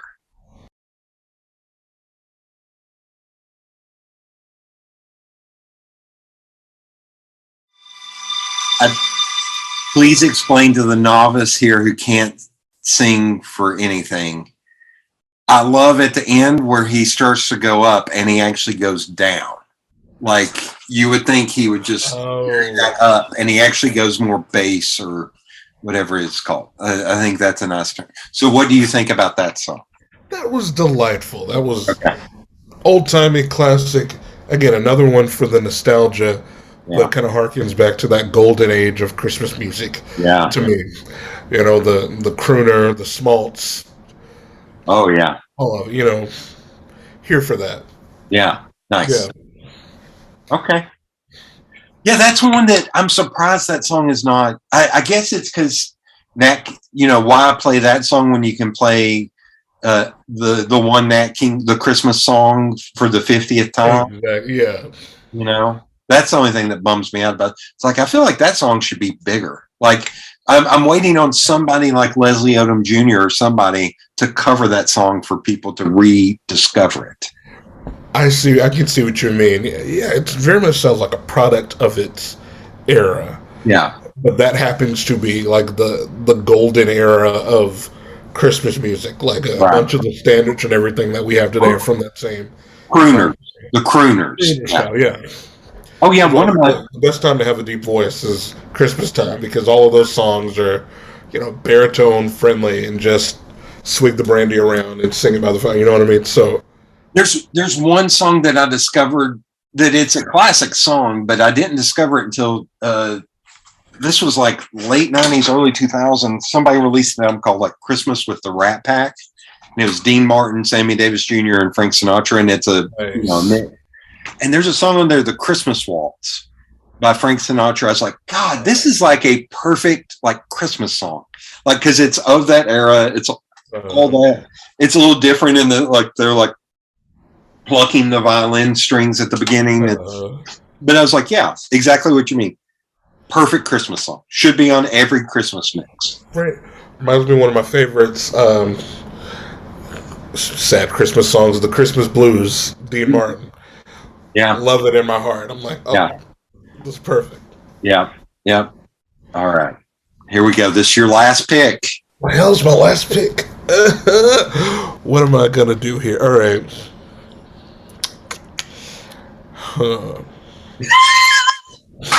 I know we've taken. Okay, you know what? We've taken some journeys. I'm going to end on a decently happy note. Okay. I love this song. It is "Christmas in New Orleans" by Louis Armstrong. Oh yeah. Same thing. I'm sure I've heard this, but God knows when and. Okay, him and Benny Carter. This was a single, so I'm gonna go with that one. Yeah, that's the one I've got. And okay, it's nice and easy. Reminds me of. I've never been to New Orleans, full disclosure, but it reminds me of Christmas in the South, where it's probably not snowy. It may be 60-something degrees, but it's still that time of year, and so you still have that. I don't know, snow globe peace feel. Yeah. Still a little spicy. You know what I mean? Yeah. Yeah. Oh, 100%. Okay. Yeah. All right. Let's listen to this. This is Louis Armstrong, apparently with Benny Carter. I don't know who that is, but I'm going to guess the guy who led the orchestra. Why am I blanking on that word? Band leader. Band leader, conductor. That's the word I was looking for. Band leader for a band. Yeah, CTE. Too many hits to the head. This is Christmas in New Orleans. Love it. Love right, it. that's just fun. And fun and easy. I love it. Makes me think of, could be walking anywhere, but just kind of looking at lights through the square, Gay Street, wherever. Just a little warm, but a little chill in the air. Still Christmas, you know? Perfect. Yeah, that I showed for the radio listener, I showed him there was an album that came out in the early 2000s where they collected all of Louis Armstrong's Christmas music. And it's weird because it's so different than normal Christmas music. I wouldn't listen to it that much because I would have to listen to the whole album. I couldn't intersperse because he has like Zat You Santa Claus. It's like, that one's so big and loud where it's like, good God, like, what are you doing, man? But yeah, I love that. Again, Christmas party vibes. Like, that's exactly what that is. Yeah, perfect. All right, let's see. All right, I think, God, I hate to go sad. We just did that, but I'm going to have to go a little sad. We'll look in touch with our emotions. Here, and I've got a song for us to go out on. That'll be my pick. Sorry, it's my show. Sorry, man. Actually, I might have to delete that because it will just autoplay. So my last pick. Have you ever heard Alison Krauss and Alan Jackson doing "The Angels Cried"? No, but Alison Krauss's voice is butter. Yeah. So this is one of her first the songs that brought her from bluegrass to country mainstream. Oh, really? And it's her and Alan Jackson. And I have a soft spot in my heart for some 90s country because it just reminds me of summertime and driving around with friends. I know it's not great, but there's a little slice of 90s country that I'm like, damn it. There's a great song. I think it's David Lee Murphy called "Dust on the Bottle," where it's talking about somebody, conquering alcoholism. And it's a great song. Like the storytelling songs, some in the 90s are great. Like, I don't hate on 90s country. Oh, there's a lot of crappy stuff. Strawberry Wine came on right now. I would yell 17. I was in love with her. Home, Yeah, Dina Carter. I was in love with her. I hope you dance. Isn't she from Knoxville or something? She went to UT. I think she's from Tennessee. Now, I Hope You Dance is Leanne Womack. That's a great, that's a weird one in that there are two versions of that song. And the original one had this group of guys doing accompaniment. Great. But then the one where the pop version, I never liked that as much. Yeah.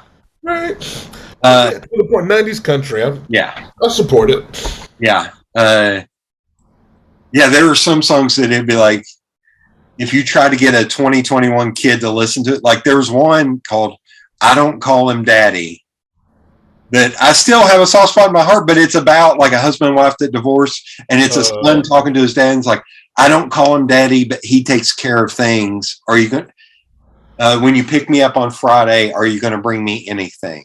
I was like, God, that's like straight to the heart, man. Oh, God. Ouch. Yeah. But going back, so this is a song of Alan Jackson and Alison Krauss with The Angels Cried. Now, this is, I think it's beautiful, but we'll see. We'll see what you think. And then we'll come back. I support Alison Krauss. And I think, I'm trying to picture Alan Jackson. Isn't he the one with the mustache? They all had mustaches. I'm leaning in for this one. They all had mustaches. He's the one with the mullet, the blonde mullet that. You don't have mullets? Yeah. I gotta Google Alan Jackson, see if he's the guy that I'm thinking of. There's a guy, I can't remember his name, at WIVK that looks exactly like Alan Jackson. Oh, yes, that is the guy that I'm thinking of. Yes. Yeah. Okay, yes. Okay. Alan with an A, yes. Here we go.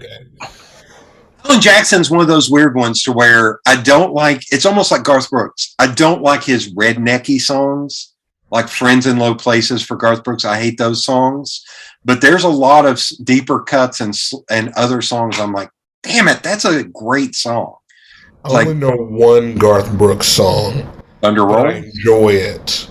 The Thunder Rolls is so dramatic that I enjoy it. Yeah.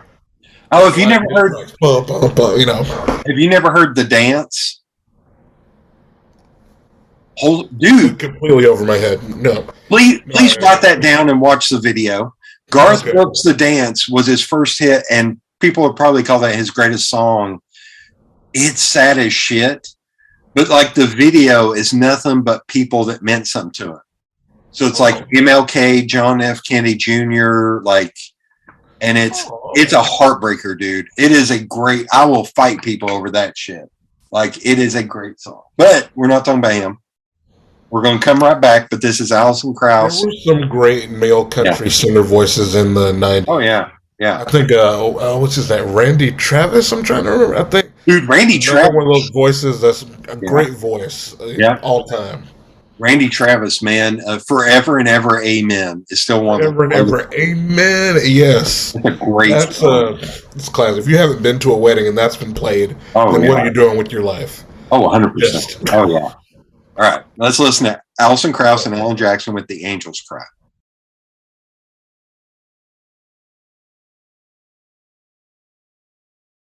Verdict.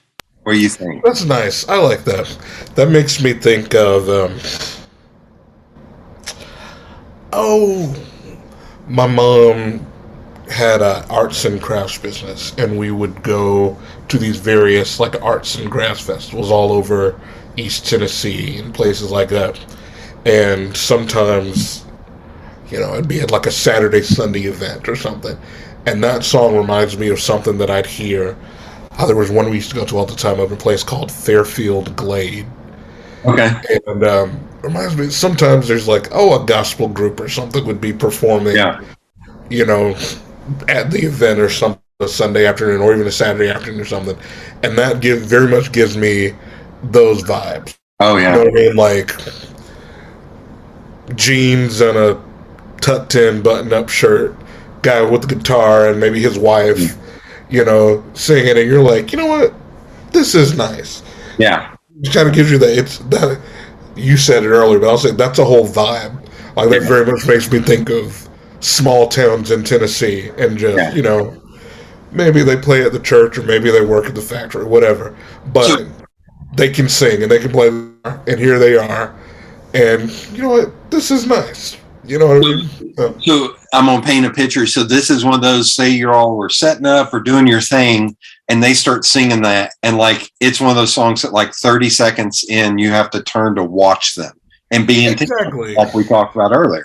Exactly, like you're taking the stuff out of the bag, setting the tent up or something, and you hear that going on, and you're like, oh, there's music. Yeah, wow. That's nice. Okay, lovely. It's lovely. It's lovely. That's the perfect word for it. Lovely. Yeah. So you're just like, okay. And is he a baritone? Like, what do you think he is? Yeah, not that baritone. Baritone tends to be like the standard male voice. Not too high, not too low. So yeah, I'd put him as a baritone. there's some of his songs later on as he got older that he can reach a little bit lower.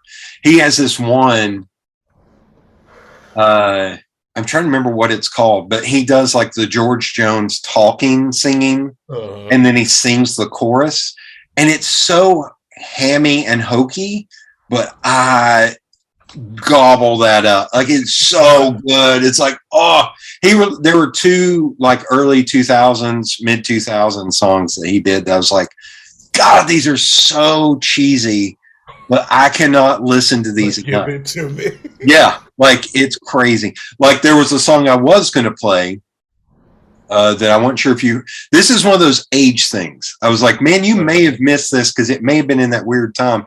It's Peebo Bryson and why am I blanking? Peebo Bryson and Roberta Flack, The Gift. Have you ever heard that? That was like a mid. I've never heard that song, but respect for Peebo Bryson. It's straight up solo ever was Beauty and the Beast. Oh yeah, which was Peebo, and I forget who the woman was, but first solo ever duet rather. Yeah. In life, was that 6th grade, 7th grade, 1 grade, something. I feel like 7th grade singing that song, but listening to Peebo to learn it. So respect. I'm going to try and talk over this a little bit. I got to play a little bit of it just for you to hear. The 80s Flack is legendary. You know, Oh yeah. Strumming my pain with her fingers. That is straight 80s. Yes. But it's like I'm kind of skipping through.